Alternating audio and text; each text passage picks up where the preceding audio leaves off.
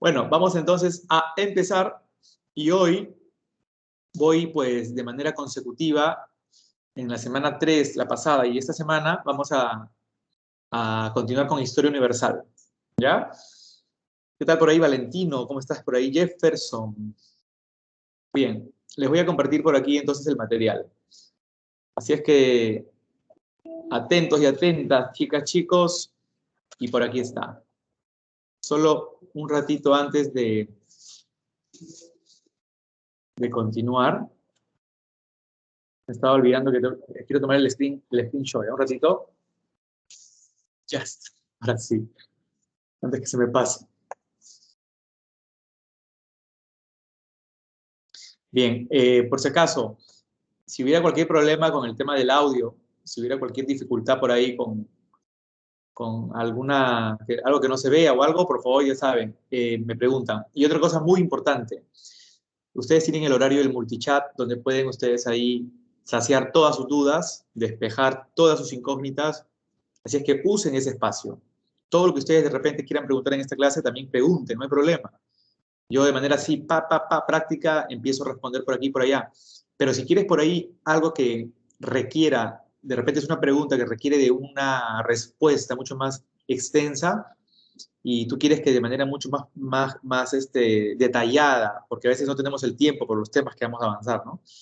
Ese es el espacio del multichat donde ustedes pueden ahí de repente no ir anotando o quizás de repente la duda aparezca después de esta clase, ¿no? Cuando ustedes están revisando ya más a fondo el material o por ahí en la diapositiva se dieron cuenta de que ese enunciado por ahí no se les pasó, lo filtraron mal y ya después es ahí donde tienen que recurrir al multichat, ¿ya? La idea es de que ustedes, por favor, cualquier duda la puedan ustedes resolver, ya que eso podría en algún momento perjudicarlos o perjudicarlas si es que en alguna pregunta, por la suerte que les toque, llega justamente eso que tú tenías que haber preguntado, no lo hiciste y ahí está. ¿Sí? Bueno, ahora sí, arranco de una. Vámonos a lo que vamos a hacer el día de hoy.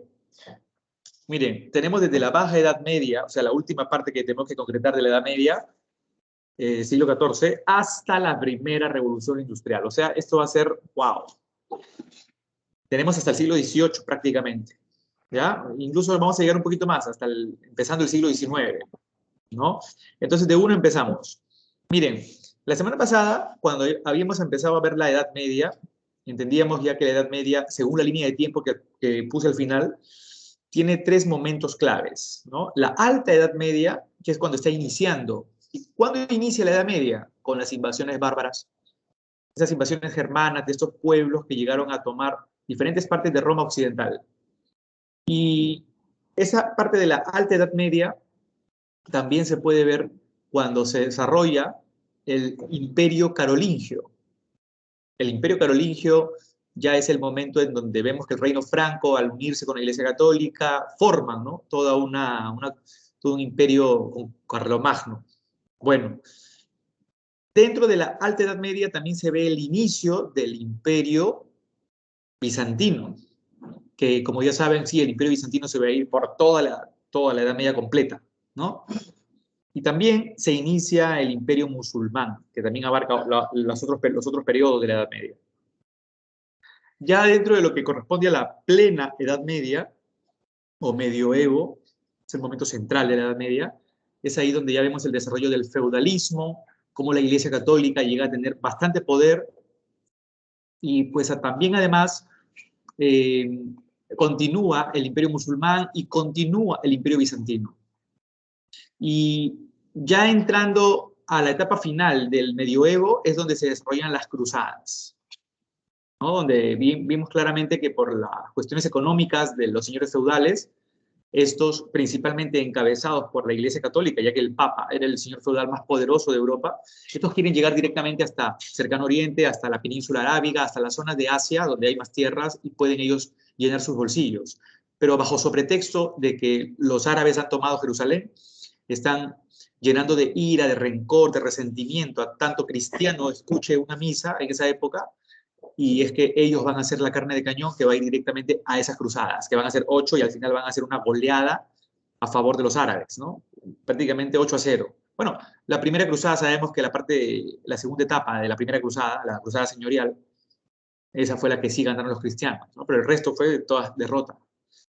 Y ya como consecuencias de esas cruzadas habíamos visto que se abrió una ruta de comercio a través del Mediterráneo, con lo que varias ciudades del sur de Europa, principalmente Italia, son ciudades que van a organizarse y pues, a ir por esa ruta formaría lo que viene a ser la Liga Italiana.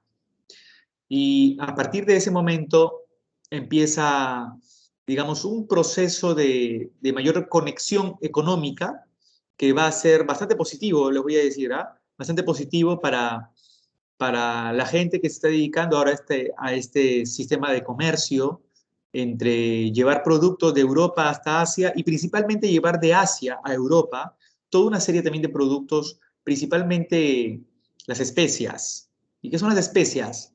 Son los condimentos, son todos estos sazonadores que le dan sabor a las comidas que hasta ese momento en Europa eran pues totalmente horribles y ahora con todo esto que los árabes tienen, lo que ahora llamamos sibarita, ¿no? Los árabes tenían este buen paladar y tenían una precisión para echarle en el punto de lo que era comino, nuez moscada, pimienta y todo lo que sea especia a las comidas que le daban un sabor, pero en su punto. Y eso es lo que va a tener alta demanda. Claro, obviamente también están pues todo lo que viene a ser menaje, desde porcelana, cubiertos, vasos. Claro que también están los adornos, hay toda una serie de alfombras y hay una serie de productos para el hogar. Y eso genera pues un alto desarrollo económico entre ambos continentes, Occidente y Oriente, y va a traer como consecuencia definitivamente que el feudalismo como sistema económico, social y político decaiga. Y ya ese proceso, donde hay esa conexión económica, ya se puede visualizar con mayor claridad durante este momento, durante la Baja Edad Media. Ese es el momento ya donde miren ustedes de la última etapa de la Edad Media, proceso de ruptura y decadencia del sistema feudal que sucumbía bajo el influjo de una nueva economía de carácter urbano y comercial. Esa economía es la que te estoy contando, la economía comercial. Esas ganancias que generó el llevar productos, el traer productos, el vender y comprar, esto que se llama comercio, va a traer consigo, damas y caballeros, que pues este sector que se dedica a estos comerciantes, entonces este sector comercial, va a llenar sus bolsillos de ganancias y desarrolla en ese momento las ciudades en Europa. No es que este sector se encargue de construir ciudades, sino que cada familia que llega a tener dinero tiene una casita mucho mejor elaborada, construida que en antaño. Incluso muchos de estos comerciantes antes habían sido campesinos, siervos. Dejaron esa vida de vivir en una tierra encerrados bajo el yugo del señor feudal y ahora se independizaron, se volvieron autónomos en desarrollar este comercio, tenían sus talleres, sabían qué comprar para vender en Europa y viceversa, y eso les generó mucha ganancia y ahora su casita estaba pues bien construida, pero esa casita no estaba sola, al costado había otra, al costado había otra, y ese era un barrio muy bien configurado. Y ese barrio no era el único, habían otros barrios. Y todos esos barrios que formaban un distrito no era el único distrito, habían varios distritos, entonces era una ciudad. Y es en ese momento que vemos este desarrollo urbano, que obviamente este desarrollo urbano está respaldado por el comercio. Muy bien, esto que genera también la Baja Edad Media, este proceso de decadencia, también se desarrolla a causa de la pequeña edad glaciar en el siglo XIV. Un momento muy parecido a lo que ocurrió en el siglo IV, cuando hubo este enfriamiento, las temperaturas bajaron y esto trae consigo un bajo nivel de producción agrícola. Eso es un momento de crisis para el feudalismo. La reducción de la producción agrícola y la elevación de los precios claramente descompone mucho más pues, el sistema feudal. La peste negra, que aquí se le suma también, que llegó desde Oriente a través del comercio en el Mediterráneo, trajo consigo ya todo un proceso de mortandad a un alto nivel, ¿no? Muchos incluso cuando empezaba hace un par de años esto de la COVID-19, muchos empezaban a comparar en qué otro momento histórico se había vivido algo como lo que se estaba dando en la actualidad, ¿no? Algunos incluso retrocedieron a la gripe española de 1919, 18, por ahí, y otros dijeron que no, esto era comparado mejor con la peste negra. Y claro que sí, ¿no? Allá por el siglo XIII, XIV estalló, miren ustedes, en Oriente, en China, principalmente, este momento donde los roedores estaban cargados de pulgas. Acá está, pues las pulgas de las ratas, de los roedores, infectaron a la población humana desde el lejano Oriente. Este proceso que se dio entre 1 a 2 años, luego, miren ustedes, se complementó en el momento en que la peste viajó por tierra desde Asia Central a Europa a través de las rutas de comercio. Y esto prácticamente fue un caldo de cultivo que duró de 10 a 12 años. Y por fin, cuando llegaron a Europa, en menos de 3 años, miren ustedes, un brote de peste que ya llegaba a los puertos europeos, se expandió por todo el continente. Se llegó pues a extender de cabo a rabo y eso trajo consigo que la población completamente se diezmara, ¿no? La población empezó a morir y esto verdaderamente fue penoso. Y la pregunta es, profesor, ¿y cuánto tiempo duró este tema de la peste? Bueno, el tema de la peste, damas y caballeros, se extendió por décadas. Verdaderamente era la insalubridad también en la que se vivía por aquellas épocas. Pero en definitiva, esto que el tema de la conexión económica no fue llevada pues con cierta restricción. Había no había un control, una fiscalización en función a estos productos en qué condiciones llegaban. Y eso fue fácil pues para los roedores, ¿no? Que son animales que a lo largo de la historia han resistido de todo, ¿no? Hasta los pesticidas incluso, ¿no? De todo tipo de venenos y esto. Y obviamente la situación empezó a mejorar, pero con el paso del tiempo, ¿no? Era terrible que cuando alguien despertara con 10 o 15 roedores ahí en su cama. Literalmente se describe así las situaciones más de los cuadros eh, que ilustran toda esta situación de cómo era el ambiente en esa época, ¿no? Y era prácticamente, si es que tú por ahí alguna vez pasaste por algún barrio y veías cucarachas en la vereda, a veces salen de noche, pues así igual era ver los roedores, ¿no? Era prácticamente ya demasiado natural a un punto que, miren ustedes, algunos pueden haberse hecho resistentes a esto, pero la mayoría pues sucumbía ante las picaduras y muchos despertaban con forúnculos debajo de las axilas o en las zonas donde hay más ganglios, principalmente las zonas del cuello, las zonas donde casi por las zonas del pecho, y habían verdaderas pelotas ahí, se hinchaba esas zonas donde hay ganglios y ella era un síntoma de que era peste, ¿no? Los médicos, por más que intentaron colocarse toda una serie hay unas imágenes muy representativas, ¿no? Donde los médicos tenían un traje especial y todo, era imposible evitar que el contagio se diera, ¿no? Esto no era ningún tipo de paliativo. Pero dicen que un día llegó un flautista y dicen que tocó una melodía, pero tan bonita que todos los roedores decidieron seguirlo y fue el momento en que la peste se fue de Europa. Bueno, eso es una cuestión metafórica, ya son las medidas de salubridad que poco a poco se fueron dando en las urbes, ¿no? Consecuencias, depresión demográfica, muerte de 20 millones de personas en Europa, disminución de la rentabilidad agrícola, prácticamente todo se fue al suelo, muchas revueltas campesinas producto de todo el caos y el desorden, el encarecimiento de productos, la elevación de los precios de las mercancías era evidente y de la mano de obra también. Miren ustedes, aquí tenemos esta imagen, la danza de la muerte, miren ustedes, de Hans Holbein, y vemos claramente una imagen representativa de esta época. Acababa la Edad Media con un evento básicamente trágico como la peste negra, pero no era lo único, ¿no? El punto que verdaderamente pone como punto final la Edad Media es la toma de Constantinopla. Con la toma de Constantinopla, ustedes recuerdan, termina el Imperio Bizantino. Y la gran pregunta surgía en ese momento. Al tomar Constantinopla, la capital del Imperio Bizantino, los turcos otomanos, estos generaron que los bizantinos huyeran, pero estos bizantinos huyeron llevando consigo algo muy valioso, algo muy importante. Esto que llevaban consigo eran todos los textos clásicos que desde la época de Justiniano, incluso más antes, se habían celosamente guardado en las bibliotecas del Imperio Bizantino, desde Santa Sofía y muchas otras más.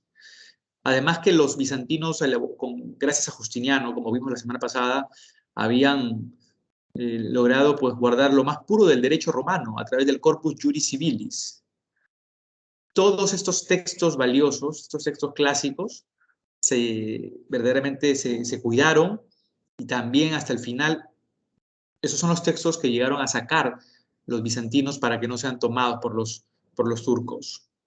La pregunta es, ¿hasta dónde se fueron estos bizantinos llevándose esos textos? ¿Ustedes saben hasta qué país de Europa se fueron? Se fueron a un país justamente donde llegan a hacer este movimiento que vamos a ver a continuación. ¿En qué país surgió el humanismo? ¿Italia? ¿Dónde? ¿Italia? En Italia, exacto. Muchísimas gracias. Tú eres, ¿cómo te llamas? Diego. Ah, Diego, gracias, Diego. Solo que aquí, mira, solamente veo tu apellido, Finking, ¿no? No veo tu nombre, ¿ves? Ya, chévere, Diego, gracias. Y es justamente hasta Italia donde llegaron los emigrados bizantinos. O sea, eso quiere decir que el humanismo, que se convierte, mira, en un movimiento intelectual, burgués, de corte literario y filosófico, sentaría las bases del pensamiento moderno en Occidente, no se hubiera podido dar si es que los bizantinos no llegaban con esos textos. Quiero que tengas algo bien claro. Esos textos son siglos de conocimiento. Esos textos tienen una información demasiado valiosa. Son muchas miles de horas de ensayo, error, acierto, equívoco, o equívoco, acierto, donde se entregó demasiado a la ciencia, a la literatura, al arte, a la filosofía. Esos textos verdaderamente lo son todo porque han trascendido hasta nuestra actualidad y cuando nosotros vimos a Grecia la semana pasada, prácticamente todo lo que hoy, incluso en el lenguaje moderno, nosotros pronunciamos, hablamos, referimos, cada vez que queremos entender el significado, la acepción de un término, nos vamos directamente al diccionario y la RAE que te dice, el término siempre dice, ¿no? De la raíz griega, ahí está todo. De la raíz griega y el otro, de la raíz griega. O sea, eso cuando quieres ver una definición a fondo, ¿no? Ya, pues si tienes tu Lexus, el Lexus de frente te da el sinónimo, el antónimo y un significado ahí nomás. Pero quieres una definición completa, dícese de la raíz griega y todo básicamente lo que hoy tenemos desde la democracia, la ciencia, las instituciones políticas, cómo es que se vive en sociedad, todo ese sistema reglamentado en muy buena parte desciende de Grecia. Me decían por aquí algo. Allá.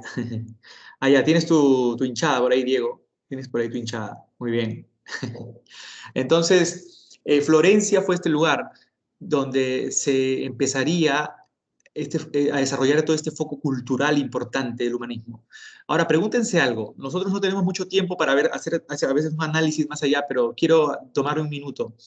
Chicas y chicos, ustedes siempre que tocamos ese tema en Historia del Perú, donde se habla de la invasión española o de la conquista del Perú, como quieras llamarla, pero finalmente que va a ser un momento duro, traumático para nuestra historia, tanto así que los problemas de la actualidad en el Perú siempre tienen su raíz en la época de Francisco Pizarro. Cada vez que queremos entender cualquier mamarracho que hoy cometemos, decimos, bueno, a ver, vámonos a la etapa donde empezó todo. Francisco Pizarro, invasión española, el genocidio que se cometió, la masacre de Cajamarca, ¿no? Siempre. Y por ahí siempre surge la protesta imaginativa, por ahí siempre surge ese anhelo que verdaderamente solo cae en la ficción, en la pura imaginación, de que qué hubiera sido, ¿no? El triste lamento, ¿no? ¿Qué hubiera sido si es que nos conquistaban los ingleses? ¿No? Siempre viene eso. Y yo verdaderamente tengo años enseñando ese tema, ¿no? Y cuando llego a ese punto de la historia, siempre los alumnos me dicen, profesor, ¿por qué no nos conquistaron los ingleses, no, profesor? Profesor, ¿pero qué hubiera pasado ¿no? Si siempre entran en algo que no es fáctico, en algo que es completamente irrealista, puro romanticismo, ¿no? ¿Y qué hubiera pasado? Pero es que no pasó. Pero profesor, ¿pero qué? Pero es que no ocurrió. Pero bueno, ya, me voy a dar, ¿saben qué? Unos segundos de solamente imaginación sin ninguna ingesta de sustancias alucinógenas. Damas y caballeros, más allá de que ustedes se puedan haber preguntado qué cosa hubiera pasado si es que nos conquistaban los ingleses, pregúntate qué hubiera pasado. Vamos a hacer una imaginación bárbara si es que los bizantinos no llegaban a Italia, sino los bizantinos llegaban hasta estos lares, porque estaban huyendo, rescatando lo más puro de los textos clásicos. Ustedes se hubieran imaginado la llegada de los bizantinos. Hasta ahora no he encontrado ninguna obra literaria que alucine algo tan fuerte como lo que les estoy diciendo yo, ¿no? Entonces, esta alucinación proviene de mí, pero de repente por ahí a alguien se le ocurrió también. ¿Pero qué hubiera pasado, no? Esto sería verdaderamente si se ponen a pensar los miles de años de la filosofía andina. Ya hemos visto un poco de culturas, vamos a rematarla con los incas la próxima semana, pero esos miles de años de filosofía andina, de cosmovisión, de visión del hombre andino, mezclado con toda cientos de siglos y siglos de conocimiento grecolatino, wow, eso, ¿cómo se come? Verdaderamente no lo sé. Eso es algo ya, ¿no? Más grande del mundo, chico, como diría un cubano. Yo creo que se hubiesen aprovechado igual. Muy bien. Aquí sí Gracie la remató. Mató todo nuestro romanticismo, toda nuestra elucubración mágica y de una nos enterró. Dice Diego, entonces nosotros seríamos una fuente de humanismo. Por eso, más que eso hubiera sido, Diego, sobrehumanismo. ¿Ya? Eso hubiera sido algo completamente alucinante. Sonia dice, ¿qué hubiera pasado si la idea de San Martín se hubiera cumplido? Bueno, ya Sonia se adelantó, se fue a la época de independencia. Ya llegaremos a esa etapa, Sonia, pero también me voy a acordar de tu interrogante. Y bueno, las causas, antes de entrar del humanismo, miren ustedes, hay que entender la prosperidad y autonomía de las ciudades italianas, ¿no? Yo te dije que las ciudades ya habían crecido comercialmente, se habían configurado gracias al comercio. Eso verdaderamente es importante para que el humanismo haya tenido un desarrollo pleno, porque estos textos clásicos, estos emigrados bizantinos llegaron a ciudades organizadas y bien configuradas. Y eso es fundamental, porque una ciudad tiene sus espacios culturales, tiene sus espacios políticos, tiene espacios económicos, hay un orden. Así deberían ser las ciudades. Y para la cultura, ese orden es importante. Tú dirás, profe, pero exactamente cómo. Así como cuando uno necesita un método para estudiar personalmente, lo mejor es estudiar de manera ordenada, tener tus archivos clasificados, tener tus textos, tus libros, tus archivos, absolutamente todo. Uno requiere de un orden para la preparación. Eso te ayuda a llegar más lejos. Cosa completamente contraria, el desorden, ¿no? La invención de la imprenta. Chicas y chicos, un texto por esa época era sumamente caro, el costo era sumamente alto, pero eso a su vez generaba que la cultura llegue a pocas mentes. Ahora que la imprenta existía, desde que los árabes introdujeron a Europa estos tipos móviles que eran las letritas con las que se vayan a llenar de tinta y finalmente todo forma una plancha y ¡pum! Lo llenan de tinta y chocan un papel. Este invento fue mejorado por el inglés Johannes Gutenberg cuando todos esos tipos móviles de maderita los cambió por tipos móviles de metal más resistentes. Eso, damas y caballeros, prácticamente multiplicó las copias de textos de libros y la cultura estuvo mucho más cerca a los hombres. Los hombres se volverían ahora primos hermanos de los libros. Aún así, un texto todavía podía seguir siendo muy caro, pero también el hecho de que la imprenta exista, vamos a poner un ejemplo así fácil, de 10 personas, vamos a suponer que solamente 3 sean alfabetas, y de esas 3 alfabetas, solamente una tiene la oportunidad de llegar a leer esos textos. Basta con una sola persona que lea para que en alguna reunión, en algún momento, comente algo de lo que se ha leído o practique algo de lo que ha leído, y es ahí donde empieza a ocurrir el efecto multiplicador del conocimiento. No necesitas muchas veces ir directamente al texto y leerlo. Puedes escuchar a alguien que ya haya leído y esa base con los argumentos que te sustenta, que te da, basta y sobra para que tú también tengas esas ideas, aprendas esas ideas y las puedas complementar en algún momento quizás con la explicación de otra persona que también ha leído. Entonces, este es el efecto multiplicador que juega en el humanismo. Y esto va a tener consigo algo muy importante, les quiero decir, porque se centra en el ser humano.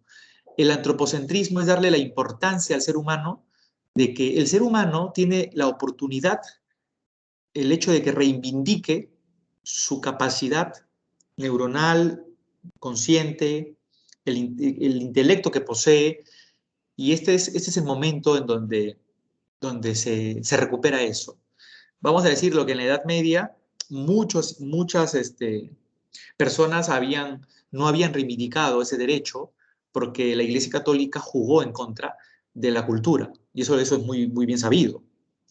Eh, Sabemos cómo la religión, para poder imponerse, jugó pues a favor del dogmatismo y en contra del racionalismo. Entonces la gente no usaba su razón, la gente no usaba su lógica, su pensamiento, su intelecto. La gente simplemente hacía caso, bajaba la cabeza, se sometía y eso le generaba culpabilidad, ignorancia, malas prácticas en su vida, una muerte más temprana. Por ende, la iglesia seguía gobernando. Ahora no, ahora todo eso cambió. Obviamente que el humanismo, como ves, se desarrolla a lo largo de, miren, ¿de qué siglos? 14, 15, 16. Esto no va a ser de un día para otro. Esto va a ser a lo largo de muchas generaciones que poco a poco se desprendan de esas ideas sumamente religiosas y poco a poco asuman una postura más laica, más libre ante la vida. Por eso se caracteriza por ser individual. Esto depende de cada uno. Incluso el día de hoy podríamos nosotros un poco analizar que el humanismo sigue vigente en ese sentido, de que cada uno tiene la oportunidad de querer saber más, emplear un método de análisis, llegar a otra información, etc. Me comentaban por aquí. Me decía Gracie, ¿qué sería si Bolivia siguiese siendo el Alto Perú? Ya, bueno, vamos a llegar también a esa etapa, Gracie, con justo lo de Sony y lo de Gracie, que tiene que ver con la independencia. Y los inicios de la República, vamos a verlo de aquí en, ¿qué será? 2 semanas, sí, 2 semanas, ¿no? O la semana entrante, si es que llegamos, no, en 2 semanas, en 2 semanas.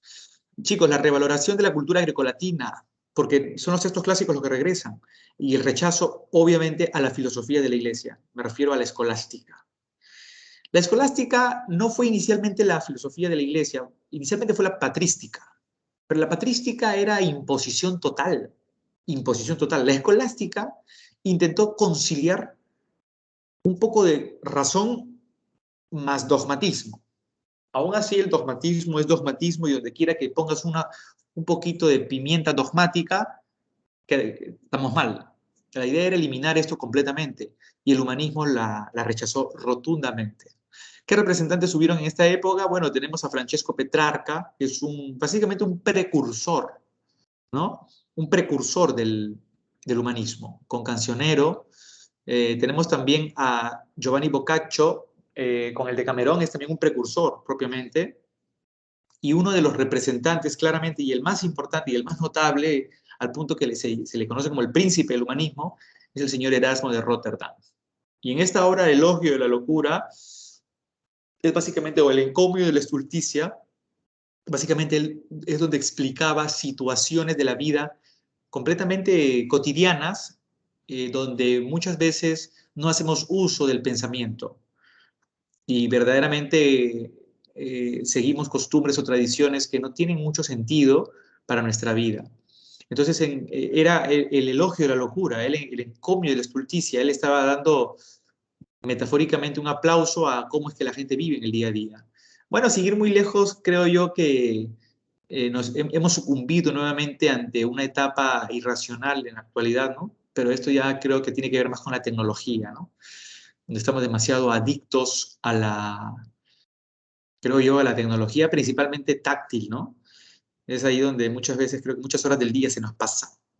Hay que ponerle cierta mesura a eso y pues siempre estar al tanto de cómo es que nos desenvolvemos. Bueno, y Tomás Moro, que es otro de los representantes grandes, él fue canciller del rey Enrique VIII de Inglaterra, el mismo, acá está, ¿no? Este será de Rotterdam. Pero Tomás Moro luego fue mandado a encarcelar por el rey Enrique VIII, ¿no? Y finalmente murió, fue asesinado por el mismo rey porque Enrique VIII se estaba separando, ¿no? En esa época, divorciando, y Tomás Moro apoyó al Papa en que no le querían dar el divorcio al rey. Él estuvo de acuerdo. Porque de alguna manera Tomás Moro, escúchenme, tenía ciertas ideas religiosas, ojo, básicamente un hombre de fe, ¿ya?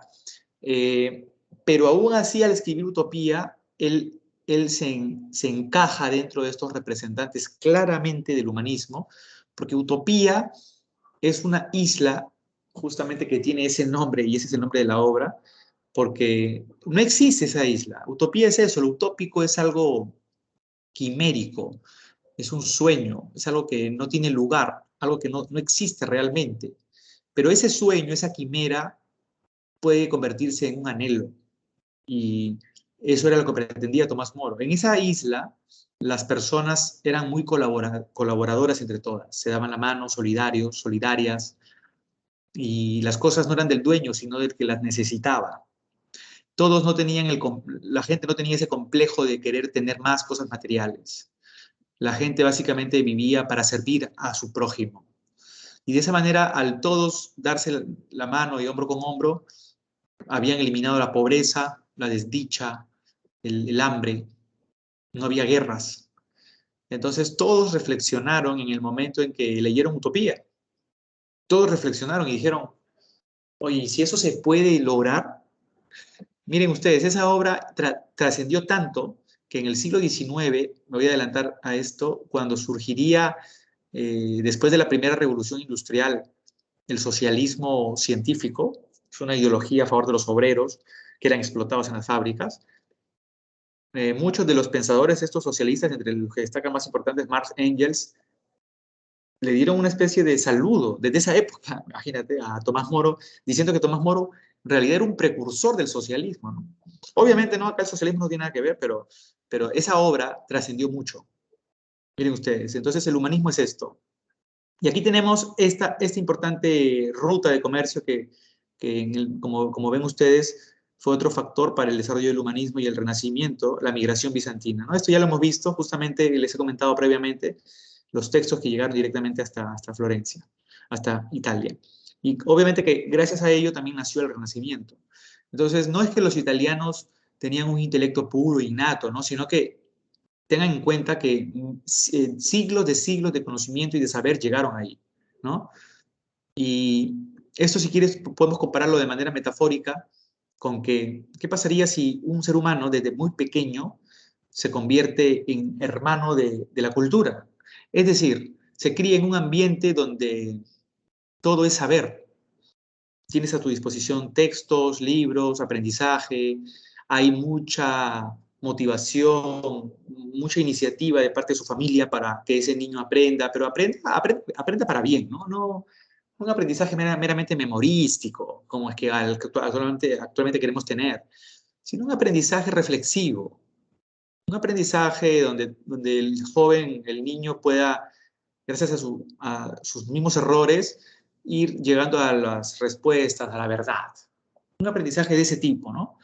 Entonces, claramente, pues, en una edad ya adulta, es una persona completamente de ideas abiertas, libres, se convierte, pues, en una persona accesible y en muchos aspectos muy, muy, muy buenos.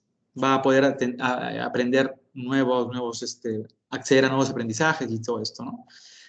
Y ahora, pon la comparación, comparemos esto en que otra persona no se críe cerca de la cultura, sino todo lo contrario, se cría en un ambiente donde básicamente todo es ignorancia completa, ¿no?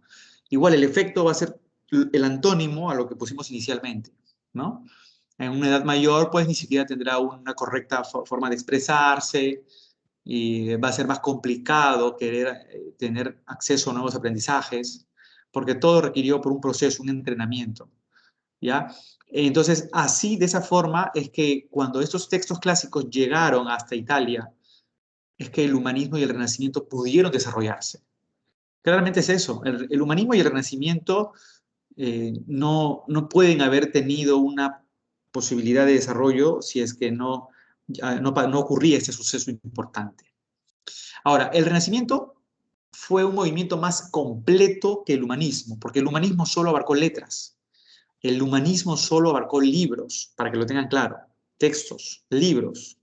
En cambio, el Renacimiento abarcó arte, pintura, arquitectura, escultura y también abarcó ciencia. Fue un movimiento de renovación cultural que surgió en Italia y se desarrolló en Europa Occidental, abarcando principalmente las artes plásticas. Las causas, la acción de los mecenas sobresaliendo de los Medici.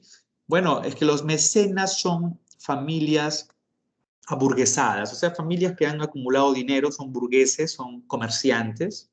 A propósito, a ver un ratito antes que explique esto, ¿cuál es la diferencia entre humanismo? Ah, ya, acá, ok, ya está por aquí, muy bien. A propósito, los burgueses, para los que no la tienen clara, es facilito, es una nueva clase social que ha nacido a finales de la Edad Media. ¿Y quiénes son? Son los comerciantes que te conté al principio, que llevaban productos como las especias de Oriente a Occidente, o sea, de Asia a Europa, y empezaban a comerciar. ¿Por qué se le llama burgueses? Porque principalmente fue en Alemania donde bueno, las ciudades que te conté que nacieron, gracias a esas ganancias de esos comerciantes, surgieron en varias partes de Europa, en Italia, en Francia, ¿no? También en Alemania. Pero en Alemania a esas ciudades se les comenzó a llamar burgos. Y producto del nombre Burgos, ¿no? Es que se hace mucho más, se difunde mucho más que esta clase social de comerciantes, mejor hay que llamarlos ahora burgueses. Las ciudades, por ejemplo, en Italia eran llamadas repúblicas, en Francia se les llamaba comunas, ¿no? Podría haber sido comuneros, republicanos, ¿no? Pero al final lo que ganó fama fue el término burgués. Y tú sabes que hasta hoy lo usamos. En una sociedad capitalista en la que vivimos, nos desenvolvemos, hablamos acerca de burgueses, ¿no? Entonces, la burguesía es una clase social, como te puedes dar cuenta, que surgió por allá por el siglo XIII, XII, y tiene bastante, pero bastante tiempo de haber surgido. Ya, algunas de estas familias son justamente los que van a financiar a estos artistas. Profe, ¿a qué se refiere con financiar? O sea, estos artistas, esos grandes artistas, como tú los has escuchado, Leonardo da Vinci, Miguel Ángel Buonarroti, Rafael Sanzio, ellos van a tener que dedicarse por entero al desarrollo de su arte, ¿no? A pintar, a esculpir, pero les tienen que dar, por lo tanto, un techo, un plato de desayuno, un plato de almuerzo, un plato de cena y un dinerito para que puedan, pues, tener lo mínimo. De eso se encargan los mecenas. ¿Qué hubiera pasado si estas familias, los Sforza fueron otros mecenas también, no le daban ese financiamiento a estos artistas? Pues hubiera sido muy complicado para esos artistas poder desarrollar su arte, porque hubieran dedicado horas del día a trabajar y no a practicar verdaderamente la pintura. Ojo, algunos de ellos también se ganaban la vida haciendo retratos, pero qué bueno, porque se están dedicando la vida dentro de lo que requiere su misma profesión, su mismo oficio. No, cosa muy contraria hubiera sido si es que alguno de ellos se dedicaban a cuidar un establo y en las horas posteriores tenían que pintar. Eso hubiera sido verdaderamente negativo porque no hubieran tenido las horas del día necesarias para dedicar toda su creatividad y su imaginación. Profesor, ¿Cervantes es contemporáneo o a qué corriente pertenecía? Mira, Cervantes pertenece también a la etapa del Renacimiento, pero lo vamos a ver más, Piero, en literatura, ¿sí? No lo vamos a ver directamente en historia. Es por ello que en historia básicamente entramos con el Renacimiento, pero del siglo XV y del siglo XVI, a la etapa que es del 400 y el 500, ¿ya? En cambio, en literatura lo vemos a él un siglo antes, ¿no? Ya para el siglo XIV, ¿sí? Bien. Ahora, ¿qué características tiene el Renacimiento? El culto a la belleza física, por ejemplo, ¿no? Porque todas las obras verdaderamente van en función al ser humano, van en función a la forma natural y real de un ser humano. La perspectiva es importante porque las obras tienen un fondo, no están en 2D, sino en 3D. Entonces tú puedes ver en cualquier cuadro, como el de la Gioconda, o Mona Lisa, como ves aquí, a esta mujer en la parte, como ves, hay un fondo, ¿sí? Y eso es perspectiva. Y naturalismo porque nada de lo que se representa en el Renacimiento tiene que ver con algo sobrenatural o fuera de lo que uno conoce. Es natural. La integración de lo profano y religioso porque mezcla en algunos aspectos eh, temas que no tienen nada que ver con la religión y hasta te llevan a poder desarrollar tu intelecto, y en otros aspectos entras directamente a lo religioso, porque también dentro de los mecenas hubieron papas. La iglesia estuvo interesada en que a muchos artistas retrataran o esculpieran imágenes directamente referidas al catolicismo para difundir mucho más el tema de la fe entre europeos y más pobladores. Es por eso que el Papa Julio II o León X fueron mecenas. Este fue el tema, por eso hay obras religiosas, ¿ya? A ver, bueno, es solamente una visión rápida de lo que estamos haciendo hoy con el Renacimiento. Quiero que vean esto. Miguel Ángel Buonarroti, ojo, Miguel Ángel Buonarroti, Leonardo da Vinci y Rafael Sanzio, esos tres, ¿ya? Son los que representan la etapa más importante del Renacimiento. No el 480, o sea, el siglo que va del año 1400 a 1500, que sería el siglo XV. Eso se llama 480, no, sino el siglo que sigue, el Cinquecento. Esa es la etapa de 1500 a 1600, siglo XVI. En ese siglo, la triada o trilogía del Renacimiento está representada por el más grande de todos los tiempos, Miguel Ángel Buonarroti, el divo, el otro que es súper enorme porque fue multifacético, que es Leonardo da Vinci, y también está Rafael Sanzio. Quizás el más recordado, y gracias incluso a que hubieron algunos autores de obras importantes en los últimos años, como Dan Brown, por ejemplo, es Leonardo da Vinci, ¿no? Y en muchos hogares no falta esta famosa obra, ¿no? La Gioconda. A propósito, para que entiendan verdaderamente si algunos han llegado a creer que es un hombre y no, cuidado ahí, o es el mismo Leonardo retratado en versión porque dicen que era bisexual y esto. Les recomiendo que vean el documental del canal alemán Dolce Welle. Luego, con calma en casa, lo youtubean, colocan DW y ahí les va a salir, esas son las siglas del canal Dolce Welle, y ahí pueden buscar este tema del Renacimiento con la obra de Leonardo, con respecto a la Gioconda. ¿Ya? Adelante, adelante. ¿Donatello no vivía también ahí con Rafael, Leonardo y Miguel Ángel? A ver, el caso de Donatello, el caso de Filippo Brunelleschi, ellos se encuentran dentro de la etapa del 480, o sea, en el siglo anterior, ¿sí? En el caso de la triada está ya, que he mencionado, que es en este caso Miguel Ángel, Leonardo y Sanzio, ellos ya estarían para lo que viene a ser el siglo XVI, ¿no? En algunos, sí, en algunos casos, ojo, se pueden haber nexado en algunos años, ¿saben? Porque muchos de ellos están finalizando el siglo XV, o sea, la etapa del 480. Pero la obra en sí de Brunelleschi, de Donatello, ¿no? Corresponde al 480, y los otros tres en la etapa más importante de todas, que es el Cinquecento, que es la etapa donde se centra propiamente todo en Roma, no en Florencia como fue la primera etapa. Y el Cinquecento es más importante además porque, a diferencia del 480, no se centró en la belleza del ser humano y de la vida en sí misma, sino se centró en los sentimientos. Y los sentimientos es lo más real y lo más cercano a lo que uno puede querer representar, y sobre todo algo mucho más verdaderamente profundo en alguna obra, ¿no? Entonces, intentar comparar una obra por su belleza o que verdaderamente toque los sentimientos son otro tipo de fibra ya. Son las fibras del alma. Eso es algo ya mucho más profundo. Entonces, artistas de ese nivel, verdaderamente, para muchos entendidos, pues nacen cada millón de años aproximadamente, ¿no? Es decir, cada 1000 años, ¿no? Son verdaderamente personas que ya tienen consigo ese don, verdaderamente, ¿no? En el caso de Leonardo, volviendo a él, pues está el tema de la última cena, por ejemplo, que es un tema aparte, ¿no? Es algo que ha trascendido enormemente y la misma imagen con esto le digo todo, ¿ah?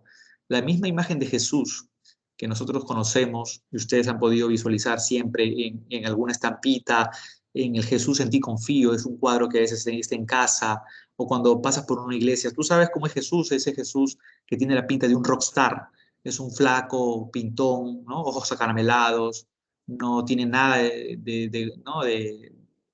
de gordura o sobrepeso, más bien una chivita bien puesta, ¿no? Su cabellera, ¿no? Y uno dice, oye, pero si Jesús tenía esa cabellera, ¿a mí por qué me obligan a ir al colegio rapado, ¿no? Entonces uno ahí se contradice todo, ¿no? Si el Hijo de Dios, imagínate, era pelucón y yo, ¿no? Ese Jesús, ese no es el Jesús real, ¿no? Y muchos creen que ese es el verdadero Jesús, ¿no? Y no es así, ¿no? Ese es el Jesús de Leonardo, para que se den cuenta la trascendencia y la importancia de Leonardo da Vinci. Ese es el Jesús de Leonardo. El Jesús real verdaderamente no tiene nada del Jesús que ustedes han visto, que es guapo, como dice ahí Flor, es un Jesús sexy. Y ese Jesús sexy, al mismo tiempo, no, mira, es una obra tan buena que al mismo tiempo te transmite paz, te transmite tranquilidad, no te transmite ningún deseo, pues, sexual, no despierta nada de morbosidad, despierta pureza. Entonces, mira tú ves a ese Jesús y tú sientes la mirada de tu madre o de tu padre, ¿no? Sientes lo más puro. Entonces, ese nivel de obra es un nivel excelso, eso no tiene parangón, ¿no? Y al mismo tiempo, el que muchos crean que ese es el Jesús real, ya con eso te digo todo, ¿no? El verdadero Jesús verdaderamente era totalmente diferente. Fenotípicamente no tiene nada de esa presencia. Era un tipo completamente diferente, ¿no? Ya, adelante con las preguntas. Por aquí, adelante, a mí me había escrito algo arriba. Me decía Gracie, profesor, yo vi que la Mona Lisa estaba embarazada. No, no, no, esa Mona Lisa embarazada que tuviste fue una que Gracie, que tomaron hace poco, la pusieron en Instagram. Tomaron a una señora que estaba en un tren, creo que fue en Europa, y tenía la pinta de que estaba embarazada, y todos dijeron, oye, mira, esa es la Mona Lisa moderna, ¿no? Y pusieron a la Mona Lisa de Leonardo y el retrato de esa señora que tenía esa pinta, pero no. Nada que ver. Eh, ya, me decías, Gracie, ¿era esa la pregunta o era otra que ibas a hacer? Ya, ahora vean, yo me podría detener de verdad mucho tiempo en el Renacimiento, pero se nos va la hora, chicos, chicas, ¿ya? Ahora, quiero que vean esto. La Reforma Protestante es una crítica enorme que se le hizo a la Iglesia Católica, producto de que el humanismo había desarrollado mucho la reflexión en la gente. Entonces, el humanismo había desarrollado tanto el intelecto, la postura crítica, esta cuestión de que ahora las personas se sentían autónomas para pensar, cosa que antes no, y dio la posibilidad que la gente entendiera que 2 más 2 es 4 y que la Iglesia Católica era una entidad corrupta. Y era corrupta porque no tenía absolutamente nada de coherencia entre lo que decía la Biblia y lo que ellos practicaban. Ahora, ¿por qué antes no se dieron cuenta? Porque antes ninguna persona tenía acceso a la Biblia, solamente las altas jerarquías eclesiásticas. Eso generó, damas y caballeros, que la gente tenga un pensamiento crítico. La Biblia empezaba a ser traducida al alemán, al inglés, y al tener la gente acceso a los conocimientos de los versículos y capítulos Antiguo y Nuevo Testamento, esto dio verdaderamente ya mayor, una postura mucho más crítica digamos, de juzgar a la iglesia, porque había lucrado literalmente con la fe de los hombres, prometiéndoles el famoso paraíso. Entonces, la Reforma Protestante fue un movimiento de renovación religiosa que buscó corregir la corrupción de la iglesia, surgiendo en Alemania durante el siglo XVI. Y aquí tenemos directamente al hombre que dio el estallido completo, ¿no? El señor Martín Lutero.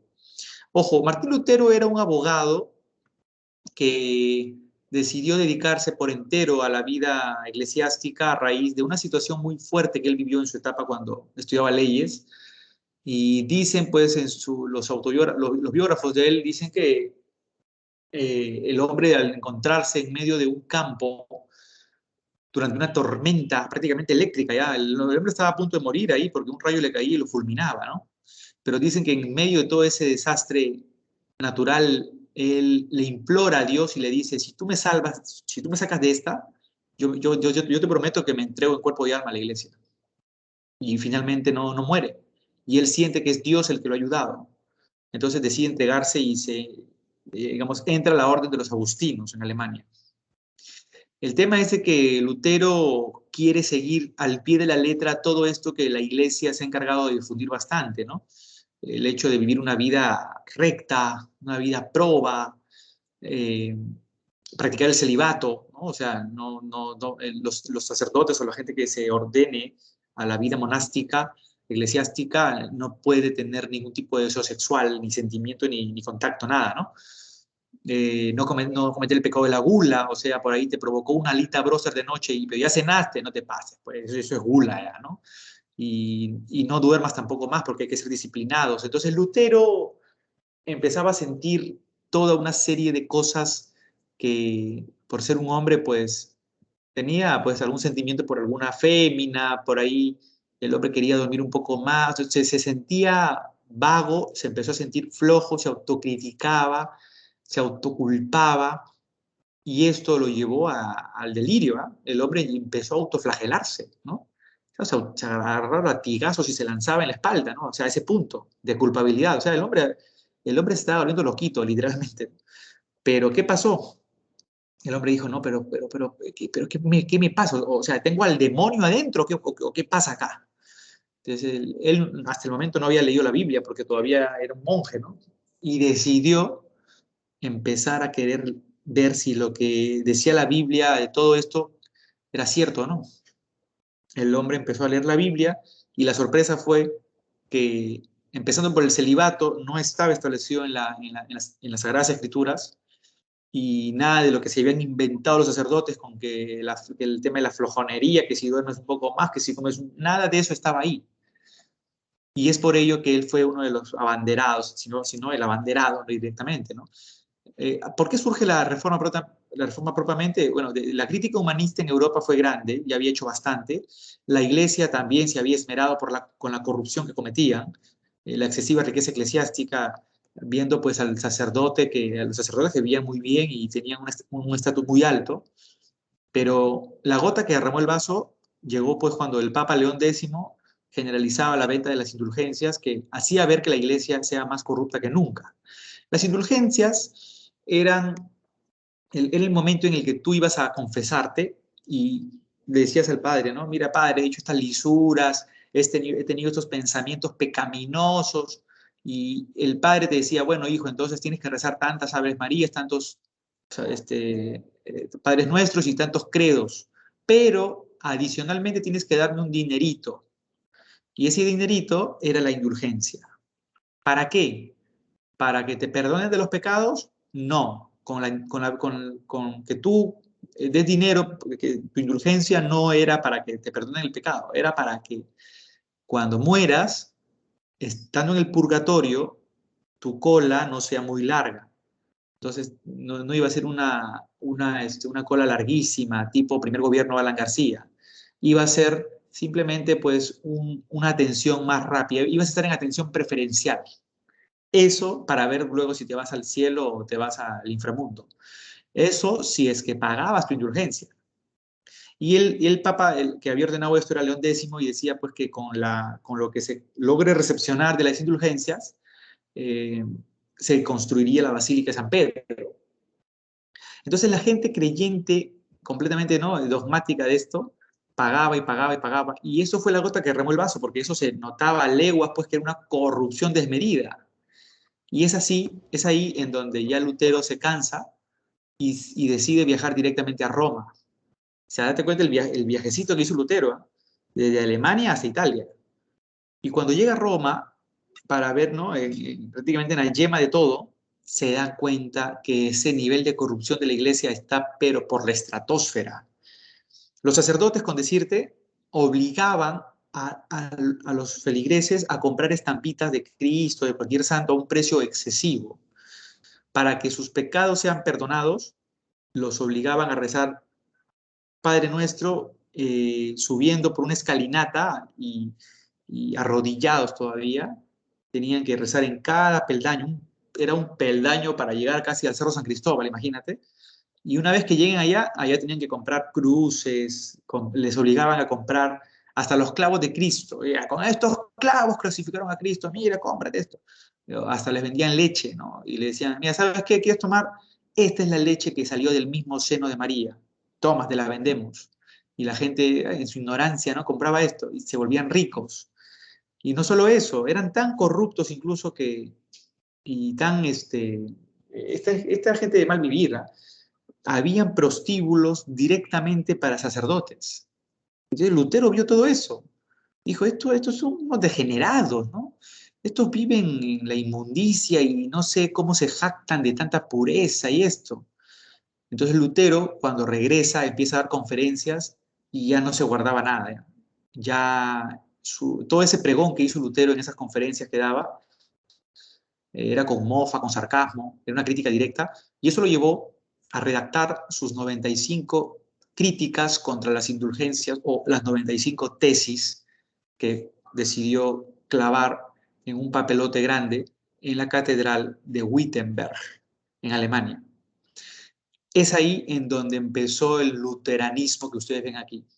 Este fue el momento más grande. Y dentro de los postulados que Lutero Profe, difundió estaba... Adelante, adelante. ¿cuánto tiempo duró aquello de la venta de indulgencias? Mira, la venta de indulgencias empezó con León X, casi empezando el siglo XVI. Se empezó a generalizar ya desde 1510 y la prédica que Lutero hizo de las 95 tesis de Wittenberg fue en 1517. O sea, fue ahí nomás, ¿no? Casi en esa misma década, ¿no? Y en 7 años Pero, la iglesia recaudó lo suficiente como para poder costear la construcción del Vaticano. claro, pero no solo con eso, ¿ah? Sino que además lo que exigía la iglesia, más allá de pagar el diezmo, la primicia, la mesada, eran impuestos eclesiásticos. Además que el papado se había amoldado en el proceso de que el feudalismo decayó, el feudalismo se descompone, siendo el papado la entidad más poderosa del feudalismo, se amoldó a ese proceso de cambios y se volvieron ahora también, se amoldaron a los cambios del capitalismo en sus momentos de inicio, ¿no? Y también había un sector eclesiástico comercial y todo esto, ¿no? Eh, Abusaban prácticamente en que si un reino, porque por esa época las monarquías europeas se habían fortalecido, habían reyes en diferentes zonas, y se aprovechaban de que si es que en un reinado el rey no les pagaba los derechos porque el catolicismo se difundiera, ellos le aplicaban la interdicción. ¿Y qué cosa era la interdicción? Que todos los pobladores de ese reino, desde el rey hasta el siervo mínimo, no iban a entrar al cielo si es que mueren. Entonces, para la gente eso era algo terrible. Para la gente eso era prácticamente como estar muerto en vida ya. ¿Sabes? Que como que te sacaban el alma del cuerpo, pensar que voy a morir y no voy a ir al cielo. Y todo el mundo se rebelaba contra el rey y decía, págale, págale la interdicción, págale, pero págale para que no nos den la interdicción. ¿Y qué cosa era ese pago? Ese es el pago que hasta hoy por hoy muchos países del mundo, incluyendo el nuestro, ¿no? Establecen los diferentes concordatos que firma con el Vaticano. Es el derecho exclusivo. Y ese derecho exclusivo hace pues que las jerarquías eclesiásticas vivan como viven, ¿no? Y tengan las riquezas que tengan, que tienen. Y esto llegó en un desborde total en esa época. Lutero al publicar esto generó un revuelo que ustedes no se imaginan. O sea, Lutero se estaba enfrentando, para que se den cuenta, al hombre más poderoso del planeta, así directamente, ¿no? Al hombre más poderoso del planeta, ese era el Papa. Y el Papa tenía un respaldo muy importante. el rey de España. Carlos V, que era también el rey del Sirg, del Sacro Imperio Romano Germánico, en España era Carlos I, él había iniciado una nueva dinastía que era la dinastía Habsburgo. Y que al punto que Lutero Carlos I, Carlos V, el mismo, llegó a reunirse con Lutero en el concordato, que se me va el nombre, Dios mío, que se dio en Worms, ¿ya? Y que, verdaderamente se estableció aquí el hecho de que Lutero abandone todas sus creencias, todas sus prédicas y las críticas que dio a través, ya no solo de las 95 tesis, sino una serie de textos que había publicado. Es ahí donde Lutero tenía prácticamente que ya decidir sí o no. Imagínate que te reúnas con el más ya, ¿no? O sea, ya no es la entidad religiosa, sino política, que es el rey. Y Lutero ahí se pisó fuerte, ¿eh? Y dijo, no, yo no puedo retractarme de lo que acabo de decir porque eso iría en contra de Dios. Yo lo que estoy haciendo es porque es algo justo. ¿No? El concordato de Worms, claro, así se llama, el concordato de Worms. Y es ahí donde Lutero va a empezar a ser perseguido. Pero muchos príncipes, principalmente en Alemania, que estaban cansados pues, de pagarle al Vaticano sus joyerías, porque los derechos exclusivos de la religión católica, ¿no? Que por difundir el catolicismo hay que pagar. Entonces, estaban cansados y decidieron apoyarlo para que sus estados empiecen a ser estados laicos, que ya no sean obligados por el catolicismo a que se difunda esta religión. No solo ellos, sino también muchos burgueses apoyaron a Lutero, ¿no? Y tuvieron que formar un ejército porque si no lo mataban a Lutero, y ya que el Vaticano había formado su propio ejército, ¿no? Y es ahí donde empezaron las guerras de religión. La Liga de Esmalcalda fue la liga que formó en este momento eh, los, este, los católicos contra la Liga de Nuremberg, que se enfrentaría directamente y que finalmente terminó con la paz de Augsburgo. En esta paz se llegó a la posibilidad de que el catolicismo ya no sea impuesto de manera obligatoria en diferentes estados y todo lo contrario, estos estados serían libres de elegir la religión que deseen y eso sería ya un estado laico. Es por ello que la Reforma Protestante estaba llevando al catolicismo al borde de su extinción. Ahora, un principio clave es el que para Lutero es que la fe es la única fuente de salvación. En palabras más simples, si tú naces, decía Lutero, es porque Dios te ha dado la vida. Entonces, eres hijo de Dios. Ahora, para que tú cultives el tema religioso, tienes que leer la Biblia. Eso decía Lutero. Esa es la fuente de toda fe. No tienes que leer la Biblia porque alguien te la lee a ti o ir a un intermediario, que en este caso sería el clero católico. No. Tú directamente al leerla te salvas. Entonces, al leerla cultivas tu fe y al tener tu fe te salvas. Eso es todo. Ya no hay por qué asustarte de que tienes que pagar esto para que pases a la otra vida, ya nada de eso. Si alguien quiere difundir libremente la fe del catolicismo, lo puede hacer. Y te puedes casar, puedes tener hijos, tu vida normal. No necesitas practicar todas estas cosas que te dice el catolicismo. Incluso literalmente rechazó los 7 sacramentos, salvo el bautismo y la comunión, por ejemplo, ¿no? Porque decían que los demás eran una sacadera de plata. Ahora, Juan Calvino es un francés que siguió a Lutero, pero luego deslindó con Lutero. En Francia fue perseguido y por eso tuvo que irse hasta Ginebra, Suiza. Y es ahí donde recién pudo escribir su obra, ¿ya? Y en este momento, al difundir todas las ideas Calvino, deslindó con Lutero en un punto que es el más importante, en el tema de la fe. Para Calvino existe la predestinación divina, y la predestinación divina es lo contrario al libre albedrío, lo contrario a lo que decía Lutero, al tema de la fe. La predestinación divina es que todo está ya escrito. ¿Y qué decía Calvino? Pues no, que ya Dios ha establecido quiénes son los que se van a salvar. No, que hagas lo que hagas, ya no puedes cambiar nada de eso porque ya Dios estipuló todo. Pero aún así, dice Calvino, puedes tú intentar llevar una vida disciplinada en función a la oración y al trabajo. Y por ahí quizá entres dentro de la cifra que Dios ha establecido de los que se van a salvar. Ahora, ¿por qué dice esto Calvino? Porque tanto la fe de Lutero como el tema de lo que está escrito ya está destinado, predestinado, ambos aspectos están en la Biblia. Como ustedes saben, la Biblia es un libro un tanto ambiguo y que según las circunstancias, en el momento en que tú leas tal versículo, el mensaje puede ser uno o puede ser otro. Entonces hay que tener ahí mucha pinza, ¿no? También negó, vean ustedes, la jerarquía eclesiástica, igual que Lutero, claramente. Y el anglicanismo empezó a nacer en Inglaterra a raíz de que Enrique VIII rompe relaciones con la iglesia a través del acta de supremacía, ya que no, el Papa no lo quiso divorciar. Y él llegó a ser reconocido como jefe de la iglesia anglicana. Es decir, en Inglaterra, el Parlamento decidió que el catolicismo ya no iba más en Inglaterra. ¿Y qué fue lo que nació ahí? El anglicanismo. ¿Y qué es eso? Son ideas de Lutero combinadas con el catolicismo. Eso se llama anglicanismo. Como te puedes dar cuenta, la iglesia quedó como una cebollita china, partida en varias, ¿no?, iglesias, y para que no se termine de destruir, la misma iglesia creó el movimiento conocido como la Contrarreforma, que es el movimiento de autocorrección y renovación de la iglesia católica para frenar la expansión del protestantismo.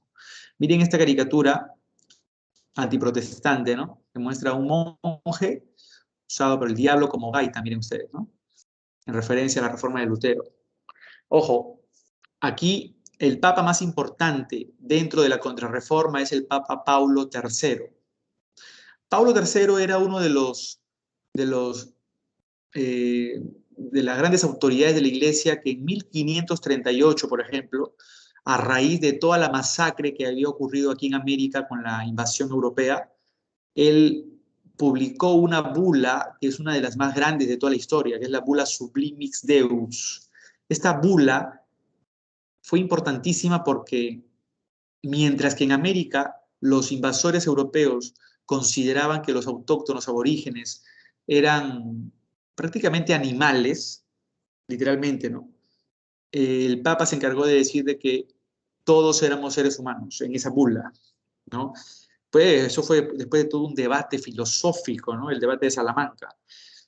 Y este Papa es es un Papa que tiene, como te puedes dar cuenta, un nivel intelectual alto.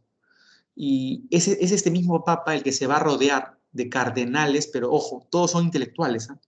Aquí no te vas a rodear de cualquiera.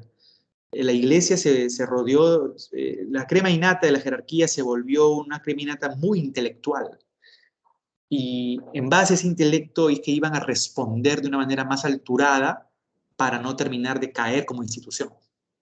Y todo esto empezó en Trento, Italia. El concilio que se llevó a cabo, dirigido por Pablo III, sería casi, miren ustedes, un concilio de 18 años porque hubieron muchos periodos de interrupción por las guerras que habían. ¿Cuál fue, dentro de los aportes más importantes, lo que se recabó en el Concilio de Trento? La creación del índice, o en latín, index, que es la relación de libros prohibidos por la Iglesia Católica, que cualquier feligrés no podía directamente entrar en contacto. Ya te imaginarás que estos libros tenían contenido filosófico, estos libros tenían mucho conocimiento, y la relación más importante empezó con los libros del humanismo, obviamente.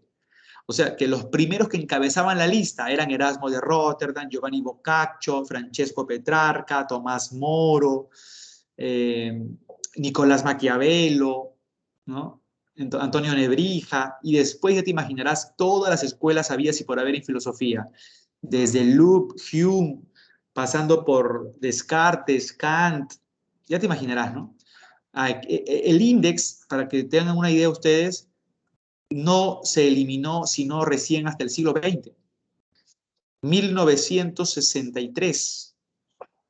Ese año, o sea, seguramente por ahí saquen cuenta, de repente en ese año nacía algún familiar de ustedes. Sí, recién fue en los 60 del siglo XX cuando se eliminó el índice. O sea que ahí estuvo de hecho Charles Darwin, claro, de una. Entonces, esto era para, obviamente, impedir el raciocinio en la gente. La reafirmación de los 7 sacramentos, claro, porque acá había harto billete. La implantación del Tribunal de Santo Oficio. Ojo, el Tribunal de la Santa Inquisición o el Tribunal del Santo Oficio de la Inquisición fue dirigido por la Compañía de Jesús. Esta orden religiosa que va a ser fundada por Íñigo López de Recalde, después llamado Ignacio de Loyola, ¿no? Esta orden religiosa, damas y caballeros, verdaderamente se convirtió en la orden más intelectual y más importante de todos los tiempos. Fue la que ayudó al Papa a responder alturadamente a cualquier crítica que le hacían a la Iglesia Católica. Objetivo, restablecer la autoridad pontificia y características, intensa labor educativa y el voto de obediencia al Papa. Pero no hay que olvidar que la Compañía de Jesús, a cada sacerdote le dieron su arma, porque en esta época habían guerras directamente, ¿no? Entonces ellos decían, ¿no? A la mayor gloria de Cristo. Ese era su lema, ¿no? Había que defender a Jesús, ¿no? Cuando Jesús nunca había querido ninguna defensa, porque él mismo con su palabra decía todo. Bueno, miren ustedes, estas son algunas escenas en la vida de San Ignacio de Loyola, ¿no? Cuando, mira, Ignacio es herido en la batalla de Pamplona, cuando fue soldado, ¿no? Y militar, ¿no? Y acá está convaleciente, y luego ya el Papa Pablo III aprueba la Compañía de Jesús por pedido de Ignacio de Loyola, y luego fue incluso santificado, ¿no? O sea, de militar a fundador de una compañía eclesiástica y luego santificado, increíble. Bueno, la iglesia se salvó, como diría un locutor de la WWF, por poquito, ¿no? Porque verdaderamente lo que Martín Lutero había empezado era para destruir a la iglesia. Y lo que se pedía era que los bienes de la Iglesia Católica sean entregados a todos los sectores más pobres. Esa era la secularización de los bienes de la Iglesia. Todo era de oro, de plata, todo era lujo. Incluso las propiedades entregadas a sectores marginales y todo, ¿no? Así dispersado. Eso es lo que pedían. Así es que se salvó por poquito. Ahora, vean esto. La expansión europea es un tema que nos obliga a retroceder. Voy a retroceder aquí un ratito, mira. Cuando estábamos empezando el humanismo, ¿sí o no? Al mismo tiempo, estaba empezando, por ese siglo se iba a dar lo que viene a ser es la toma de Constantinopla, en el año 1453, con el que termina la Edad Media, ¿no? Ya. Ese mismo año, entre esos años, es que se empezaba a dar lo que es la expansión europea. Que muchos reinos de Europa se expandieran para encontrar rutas de comercio directamente a Oriente. Me escribieron por aquí, profesor, ¿en qué consistían las 95 tesis de Lutero? Muy bien, Alberto. Las 95 tesis eran directamente criticando a la Iglesia Católica, en función, empezando por el tema de las indulgencias. Ese es el punto más importante. Por eso se titulan las 95 tesis contra las indulgencias. Enseguida, Lutero, dentro de esas críticas, también suma las críticas de la Iglesia por todo el tema de la corrupción que se ha llevado a cabo durante cuántos siglos. El tema de que por qué piden tributos, impuestos, por qué obligan a la gente. En esas críticas también se asume la postura de que la Iglesia no debería ser la única que accede a la Biblia. Ahí se critica de por qué la Biblia no la ponen en función a otros, al resto. Lutero incluso proponía que la Biblia él la llegue a escribir en otro idioma, que es en el alemán, ¿no? Ahora, de algo sirvió que Lutero haya sido abogado para criticar duramente a la Iglesia Católica, de algo no, de mucho, ¿no? De mucho. Y es también durante las 95 tesis donde él llega a proponer todos los aspectos que acabamos de ver, desde el tema de la fe, la eliminación de los sacramentos, la eliminación del culto a las imágenes, a las efigies, a la Virgen María. Incluso Lutero decía que la Virgen María fue elegida por Dios para que su Hijo llegara, y nosotros no debemos de adorar a la Virgen, a quien debemos de adorar es al Hijo para llegar al Padre. Eso era algo clarísimo con Lutero, ¿no? Decía, las imágenes en absoluto deberían ser adoradas, porque la fe va más allá de una imagen, de una estatua. Y Cristo estaría en contra de eso si es que volviera a resucitar, por ejemplo, ¿no? O sea, en palabras de Lutero, si Cristo resucitaba nuevamente se volvía a morir por ver que se había creado en su nombre todo lo que estaba puesto con el catolicismo, ¿no? Directamente. Ahora vean, la expansión europea empezó entonces a raíz del bloqueo comercial del Mediterráneo Oriental por los turcos otomanos. Estaba el tema de la búsqueda de nuevas rutas hacia las Indias, hacia Oriente. Y ojo, un factor que jugó a favor también son los nuevos conocimientos sobre todo el tema de los conocimientos náuticos en navegación y estos inventos que por esa época es por ello que le dieron a toda esta nueva edad, como hemos visto, la edad moderna. A ver, por aquí, no, el título no lo he puesto por acá, pero cuando termina la Edad Media, a este periodo que empieza se le conoce como Edad Moderna. Tú dirás, profesor, ¿y por qué se le llama Edad Moderna? Si, ¿qué de moderno puede tener el siglo, ¿no? El siglo XV? ¿Qué de moderno va a tener, qué de moderno que estaban los inventos científicos, tecnológicos, como el astrolabio? Es un instrumento que mide la altura de los astros para hallar la latitud en el mar. La brújula es un invento chino que los árabes reacomodaron con la rosa náutica para entender que era el norte. Las carabelas, que son naves que utilizan la energía eólica, ya no es a remo como antes, sino es con velas, hay carabelas, y habían otras naves mucho más grandes y pesadas que llevaban armamento, que eran las naos. Ustedes han escuchado que Colón viajó en la Niña, la Pinta y la Santa María. Bueno, la Niña y la Pinta eran carabelas, y la Santa María en la que viajó Colón era una nao.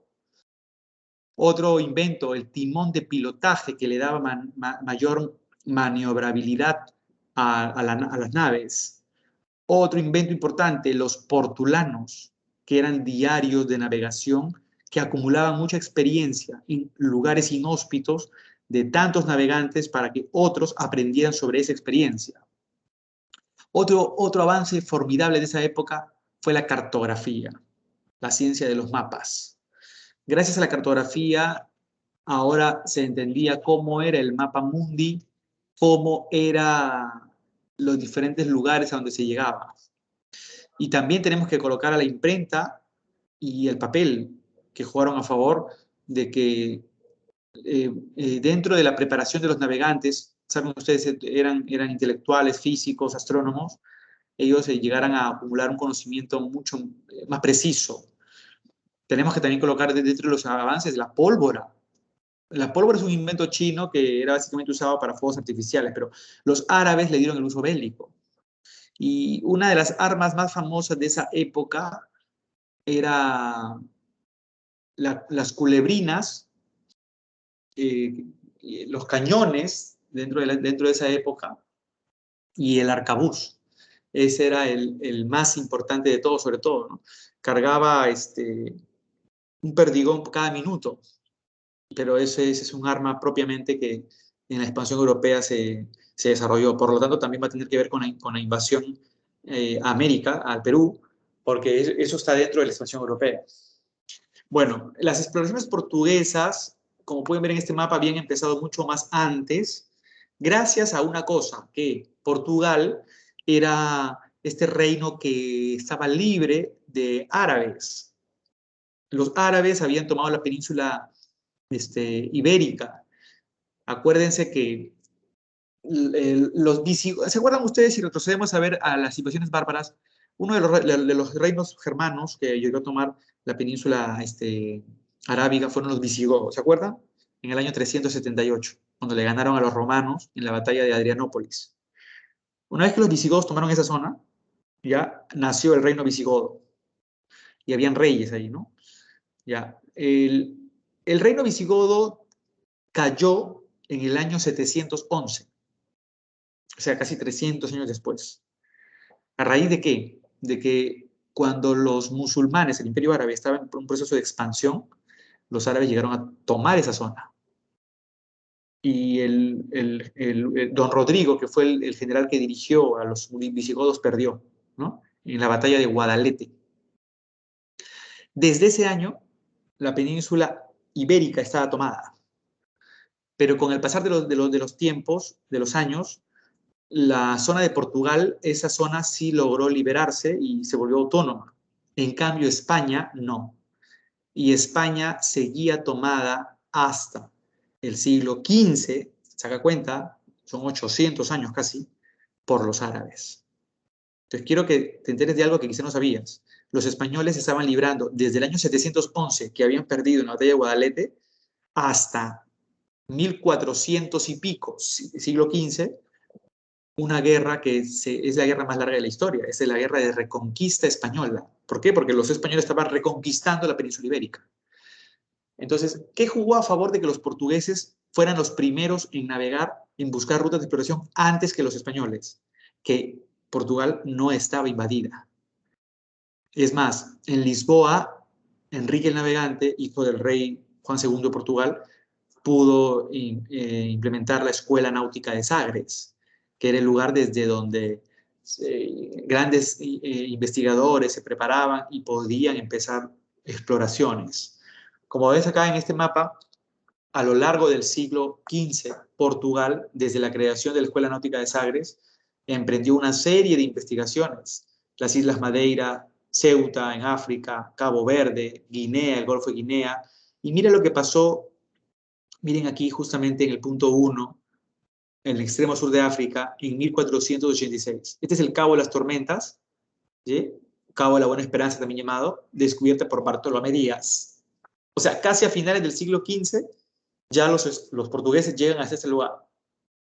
Pero por falta de provisiones, Bartolomé Díaz retorna a Portugal. Casi 10 años después, un poquito más, es Vasco da Gama quien logra seguir esta ruta, da la vuelta, pasa por Madagascar y mira hasta dónde llega. Hasta Asia, directamente a la India. Llega a Calicut, que es el mercado que estaban buscando en la India. Y ahí nomás, un par de años después, quien quería seguir nuevamente esta ruta era llegar otra vez a la India, era Pedro Álvarez Cabral. Pedro Álvarez de Cabral en el Océano Atlántico está viajando y una corriente se lo lleva para el oeste y de casualidad llega a visualizar un poco de tierra acá. Y se trataba de esta zona de América del Sur.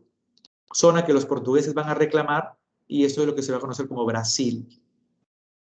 Entonces, estas son las exploraciones más importantes de Portugal. Me escribían por aquí.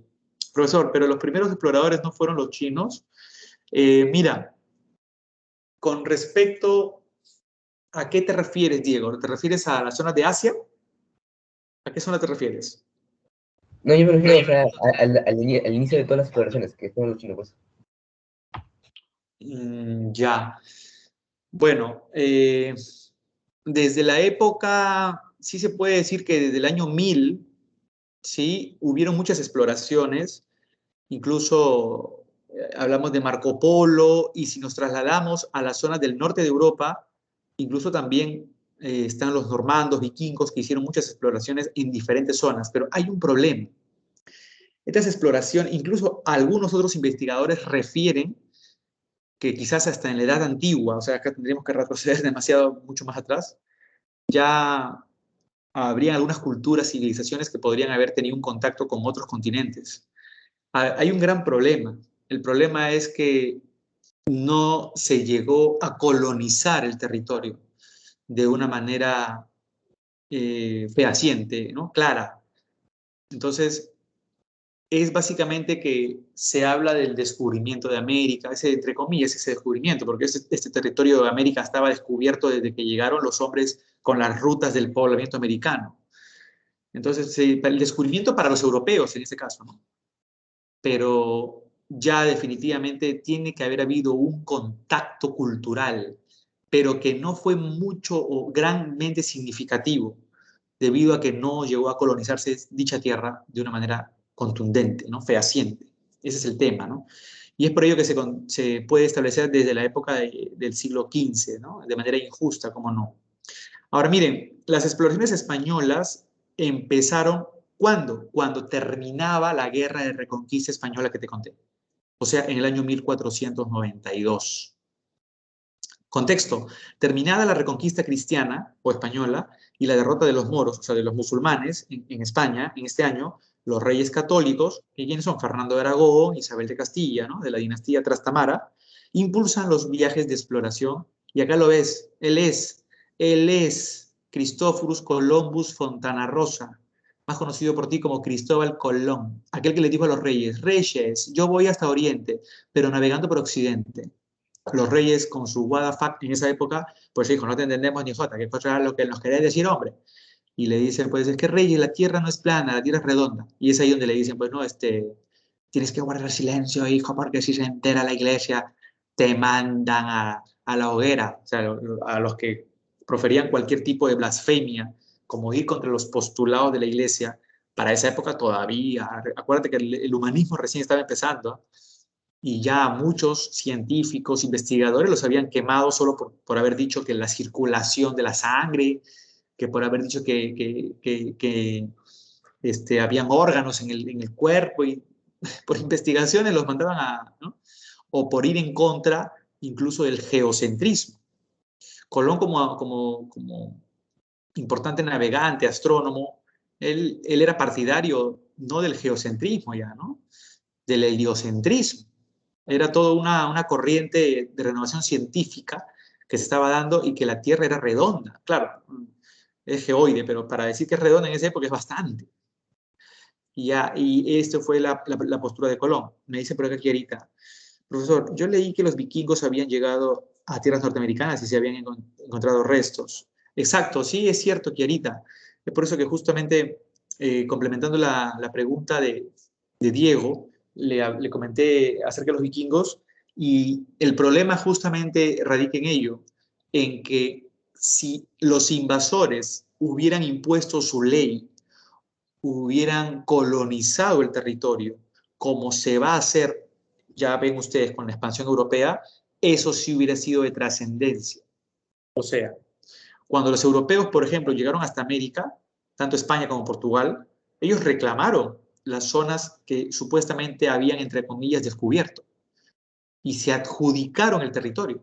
Acá a ellos no les importaba los miles de años de avances culturales que aquí en América habían habido con las grandes civilizaciones, no les importaba.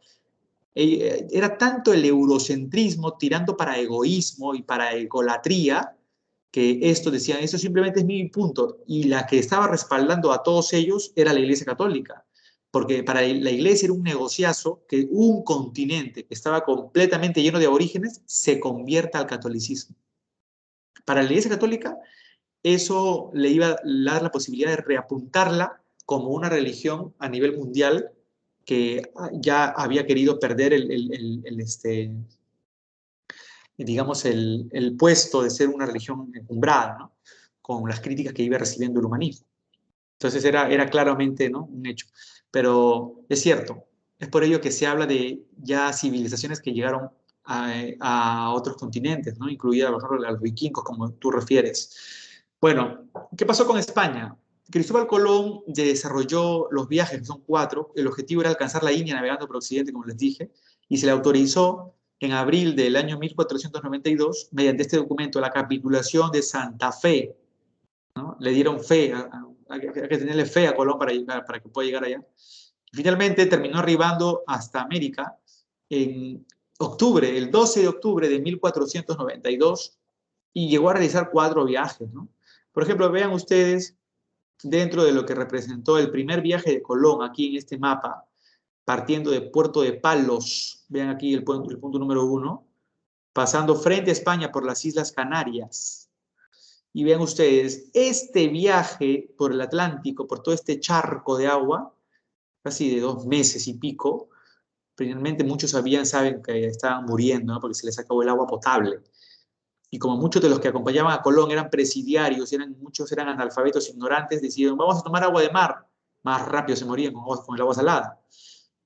Colón estaba enfermo, también dicen que estaba muy mal, porque algunos incluso no se habían percatado que en las embarcaciones habían roedores, y eso había generado enfermedades entre los exploradores.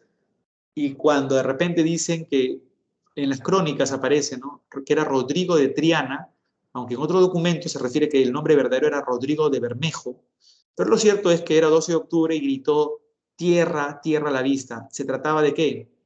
De la isla de San Salvador, o Anajaní, como ya se denomina, ¿no? Esta isla justamente fue la primera en la que llegaron ellos, ¿no?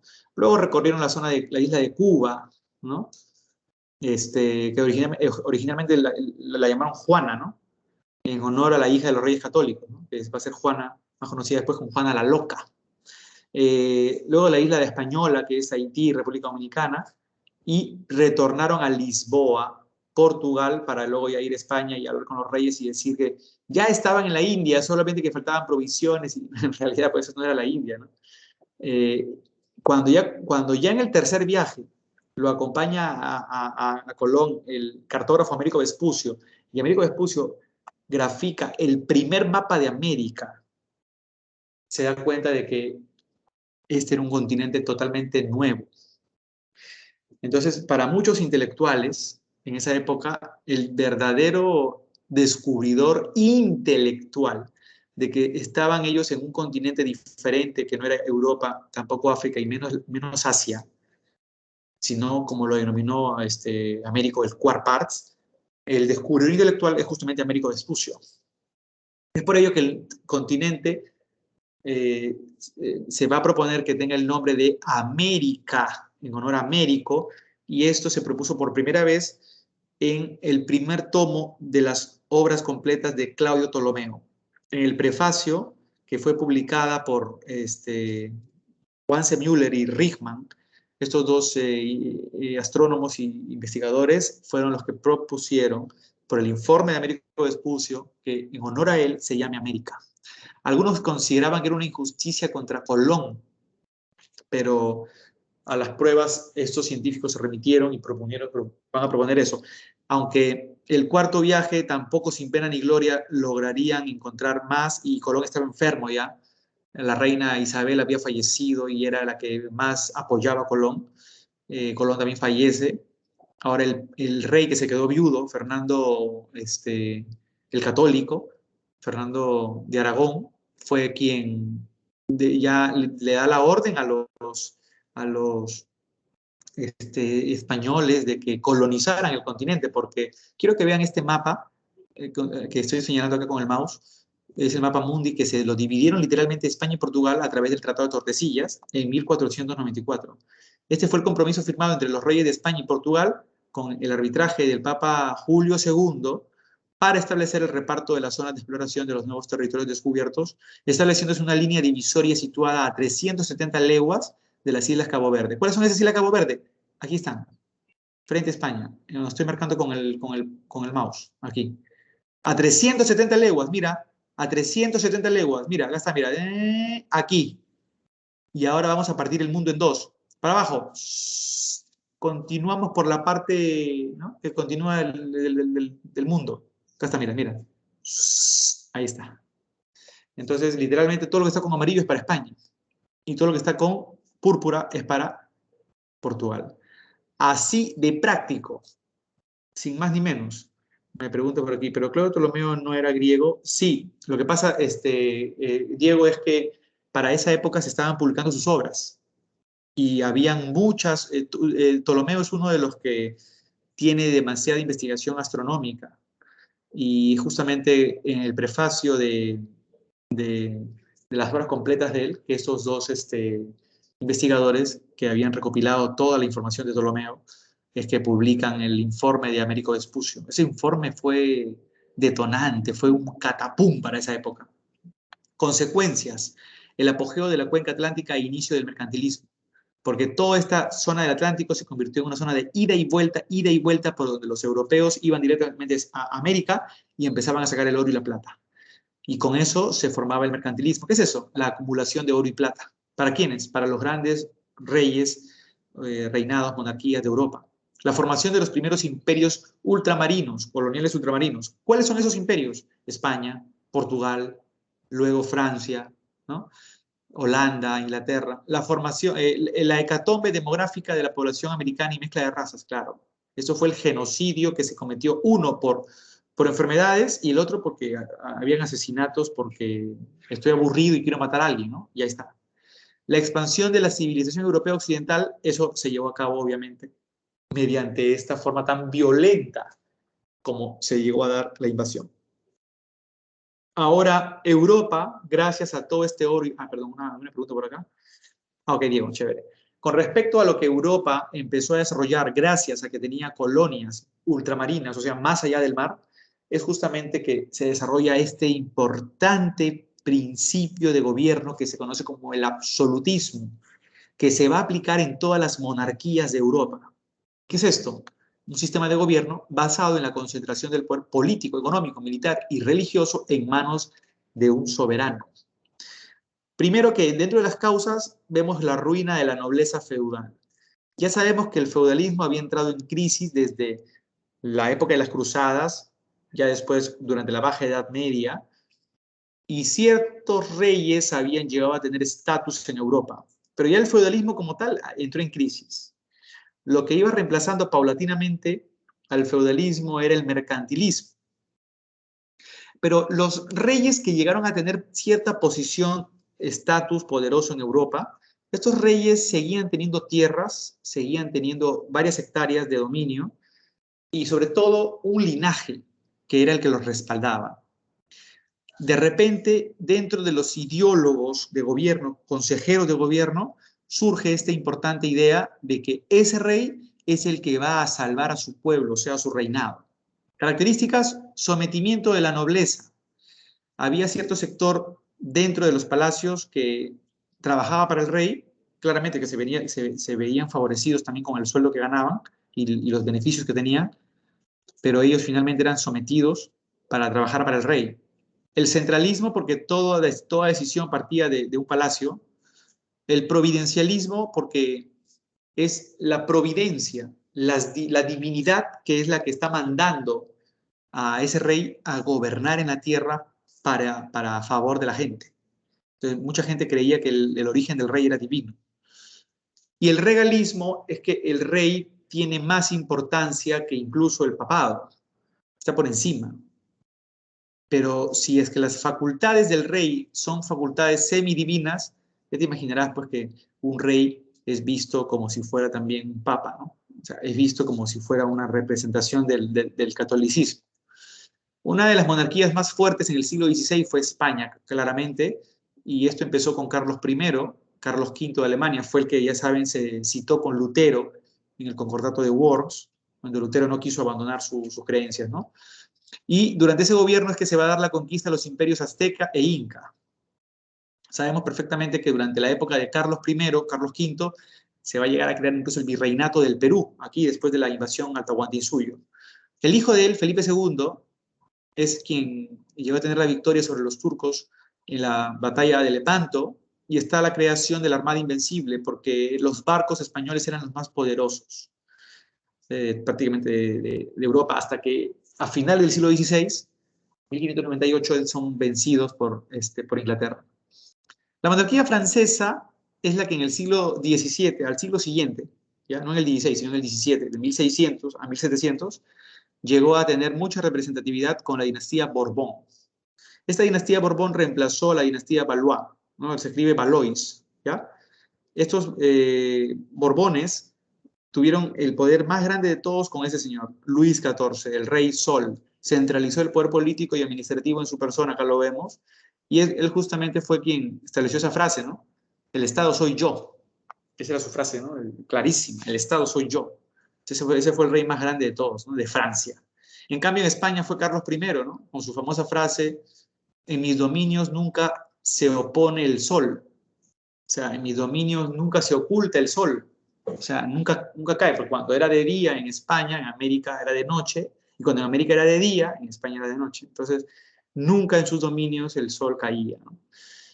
Miren ustedes, durante toda la etapa del siglo XVI, XVII y XVIII, las monarquías absolutistas hicieron y deshicieron. ¿Y qué pasó?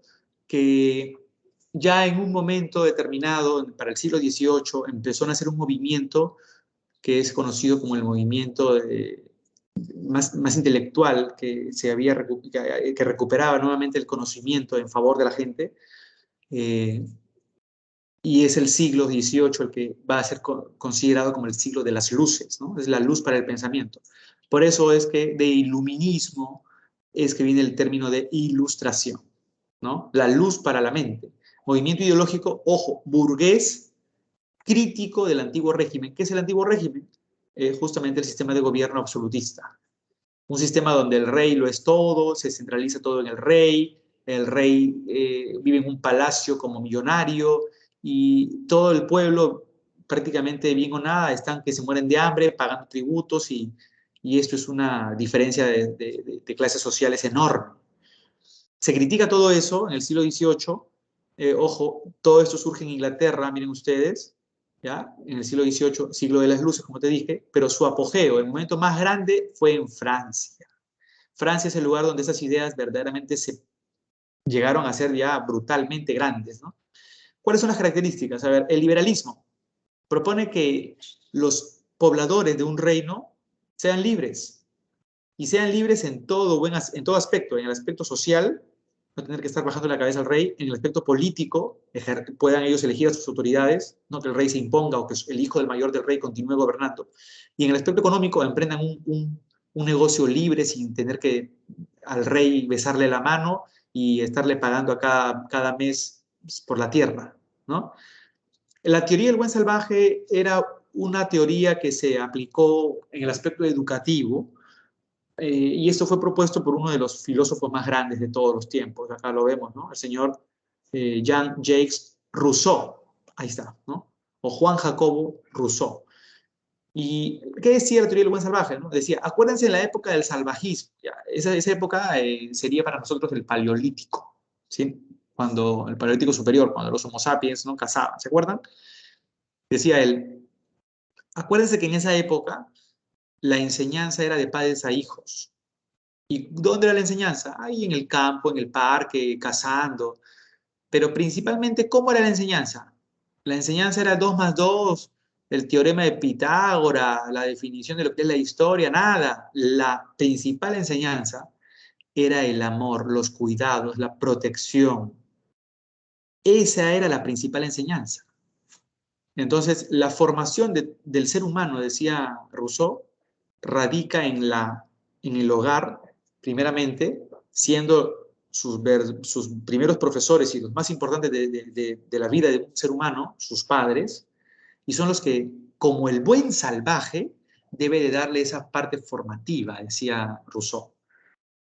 ¿Cuál es eso? Esa parte, la parte de enseñarle principios, valores, darle protección, cuidado, enseñarle con cariño, con paciencia, con amor, con dedicación, con entrega. Eso es lo que llena a un ser humano, la parte más importante.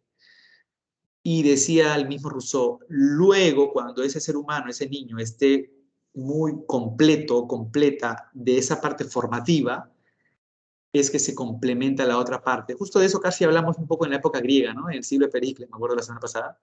Viene la parte ya complementaria, que es la parte académica. Eso era la teoría del buen salvaje, ¿no? Donde ya se le enseña conocimientos, ¿no? Bueno, la primacía de la razón es justamente haciendo énfasis de que el ser humano puede aplicar su raciocinio para todo. Como decía el mismo filósofo René Descartes, padre del racionalismo francés, decía que la duda metódica era lo más importante, o sea, el método de la duda. La duda es la base de la inteligencia. Si una persona todo simplemente mueve la cabeza sí, sí, y acepta todo de manera tranquila, casi verdaderamente o no te está prestando atención o simplemente te sigue la corriente o quiere tomarlo todo tal y como lo dice el maestro. Pero mientras alguien dude, está bien, no porque esté equivocado el maestro que te esté enseñando, sino porque al dudar quiere decir que tú quieres verdaderamente confirmar que lo que estás diciendo es cierto. Y es así donde la inteligencia desarrolla mucho más tu intelecto, tu cognitividad. El espíritu crítico finalmente es el momento en el que ya una vez que tengas tu formación, la posibilidad de razonar, tienes la posibilidad de criticar con base, con argumento. Y el optimismo era este aspecto importante, ¿no? La fe en el progreso. Hay que ser optimista, hay que ponerle actitud, ganas, ¿no? Ojo, el impacto, la ideología impulsora, damas y caballeros, de las grandes revoluciones burguesas. Como ustedes lo saben, todo empieza con una idea. Esa idea es como un bicho que se mete a tu cabeza y se desarrolla o para bien o se desarrolla para mal. Y eso es lo que es cómo se cultiva. Estas ideas obviamente todas eran positivas, ¿eh? Muy buenas. Y esto fue lo que hizo que muchos no se quedaran de brazos cruzados y contemplaran parsimoniosamente la vida. Dijeron, no, si ya nos dimos cuenta que todo está mal, que el rey es un engañamuchachos y nos está diciendo que viene del cielo y todo esto es mentira, y que es mentira que uno tiene que bajar su cabeza y toda esa tradición totalmente incoherente, anacrónica, desfasada, nos hace más pobres, entonces hay que poner un coto a esto, un punto final. Y es ahí donde se desató. ¿Qué cosa? Vamos a empezar hablando de la independencia de las 13 colonias y luego de la Revolución Francesa.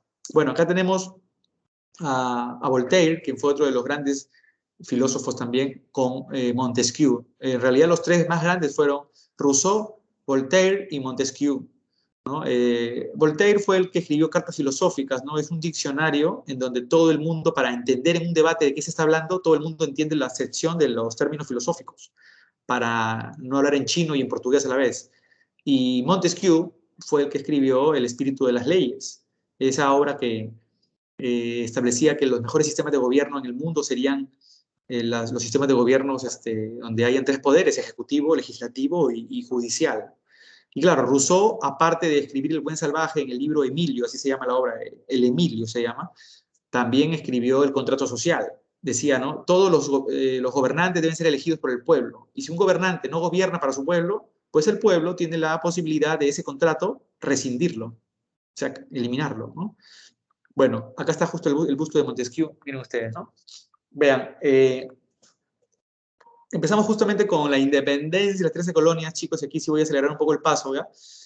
Los antecedentes, justamente los colonos ingleses llegaron a Norteamérica huyendo de persecuciones religiosas. Muchos ingleses huyeron porque en Inglaterra había surgido el anglicanismo y saben perfectamente que el anglicanismo se impuso desde Enrique VIII en el siglo XVI con el Acta de Supremacía, pero habían otros que eran seguidores de Calvino, otros eran luteranos y así empezaron a ser perseguidos. Tuvieron que llegar hasta las colonias de Inglaterra en Norteamérica. Es ahí donde van a fundar las 13 colonias en un lapso de casi 100 años, desde 1637 hasta 1733. La falta de representación parlamentaria en Inglaterra, en el Parlamento, era algo que los aquejaba mucho.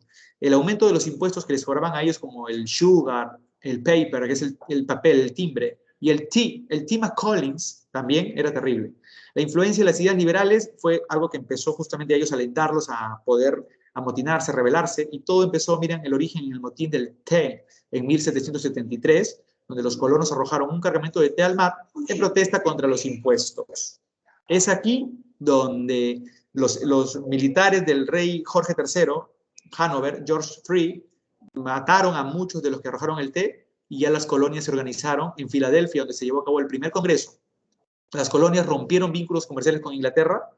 En el segundo congreso de Filadelfia, en el año 1775, se declaró la guerra a Inglaterra y posteriormente la independencia se va a lograr gracias a las batallas de Saratoga y la más importante de Yorktown, que esta tuvo el apoyo de Francia. En el año 1783 se firma el Tratado de Versalles. Finalmente Inglaterra reconoció la independencia de las 13 colonias. Chicos, esta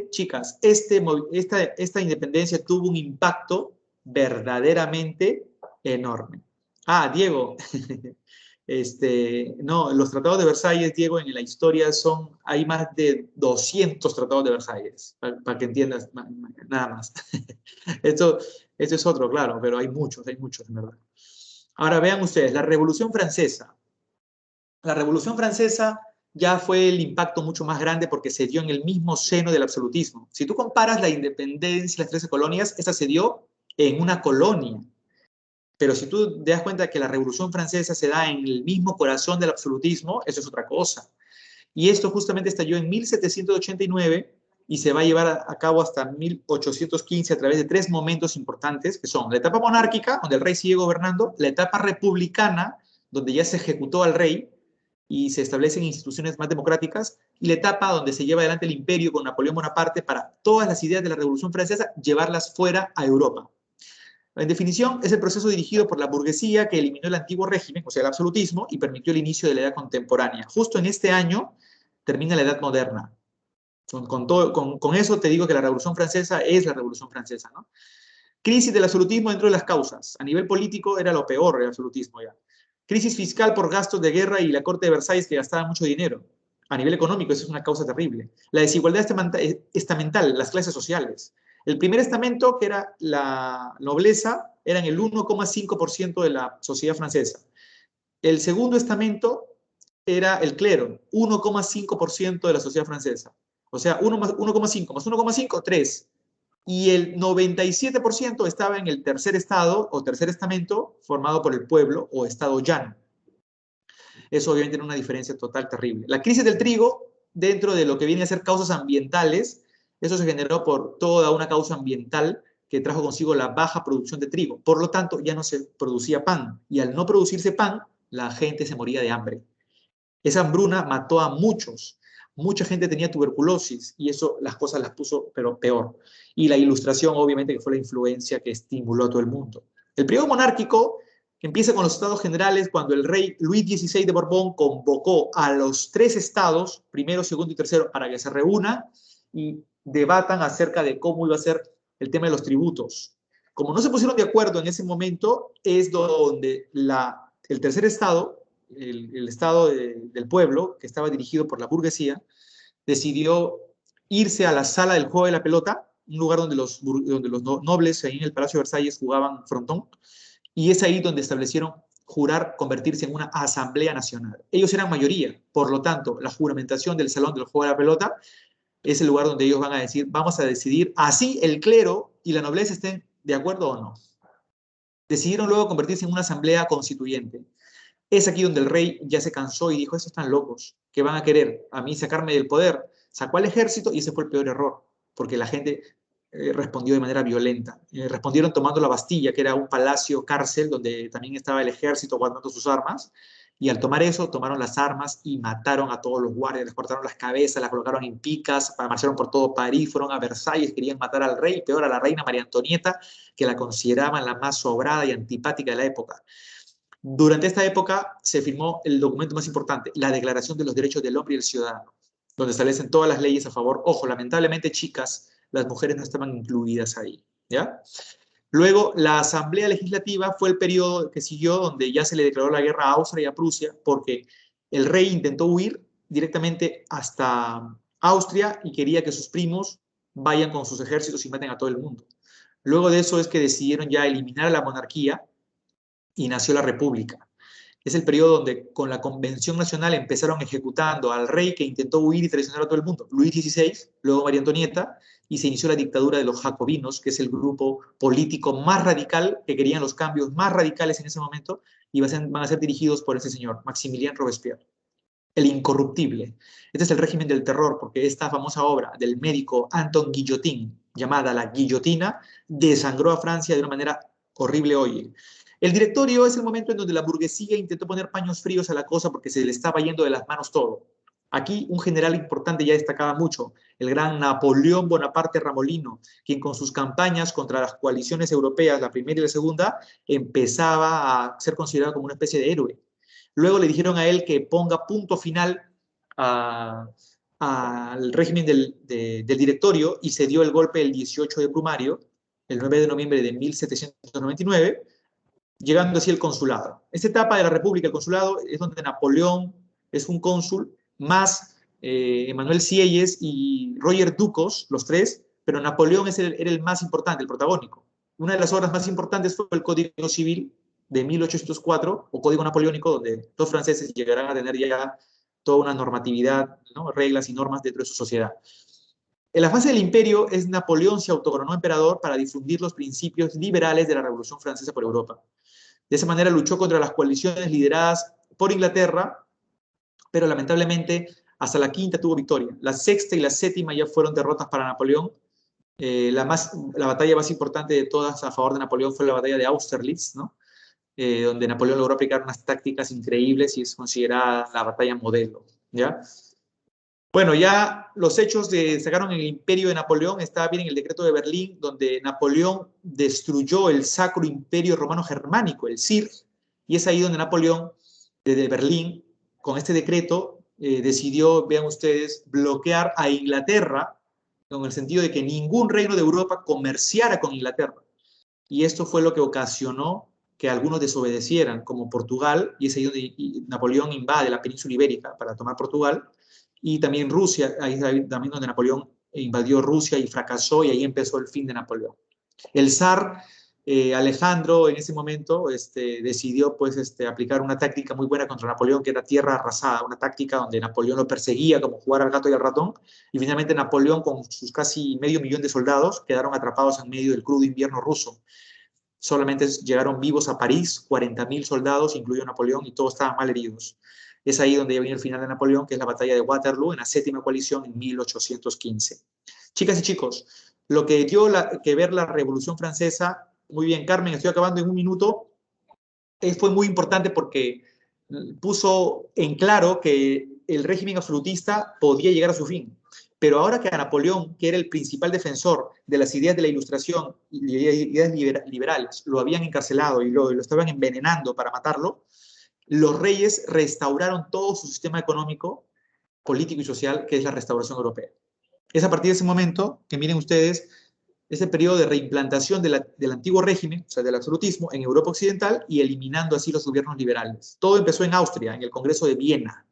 Se restablecen las monarquías absolutistas y hay una nueva demarcación territorial en Europa. Para variar, la Iglesia Católica apoya a estos monarcas, esto es la Santa Alianza, alianza monárquica, militar y religiosa, para sofocar las rebeliones liberales.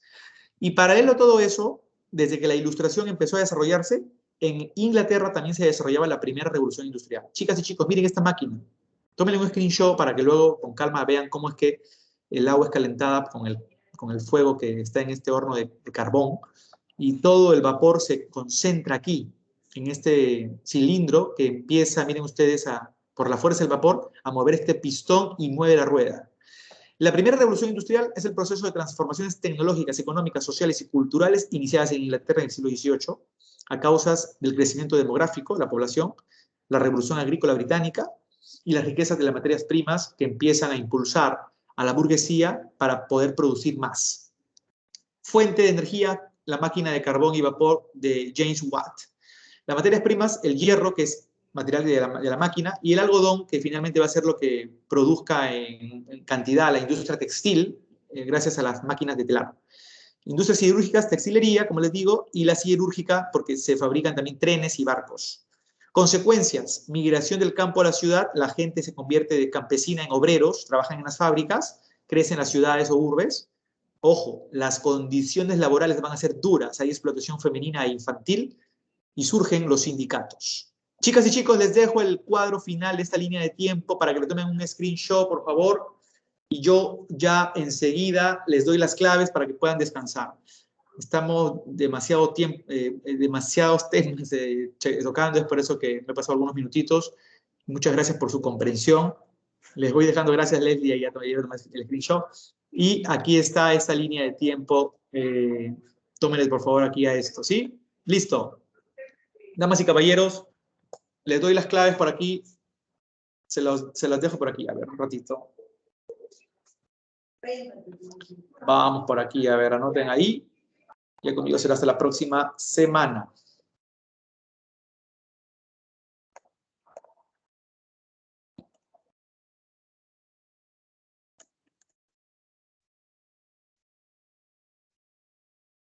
Listo. A ver, 1C, 2C, 3D, 4D y 5A. Diego, cuídate bastante. Un abrazo. Hasta la próxima. Y la otra semana ya nos toca Historia del Perú. Cuídense mucho, chicos. Gracias, Maffer. Hasta la próxima.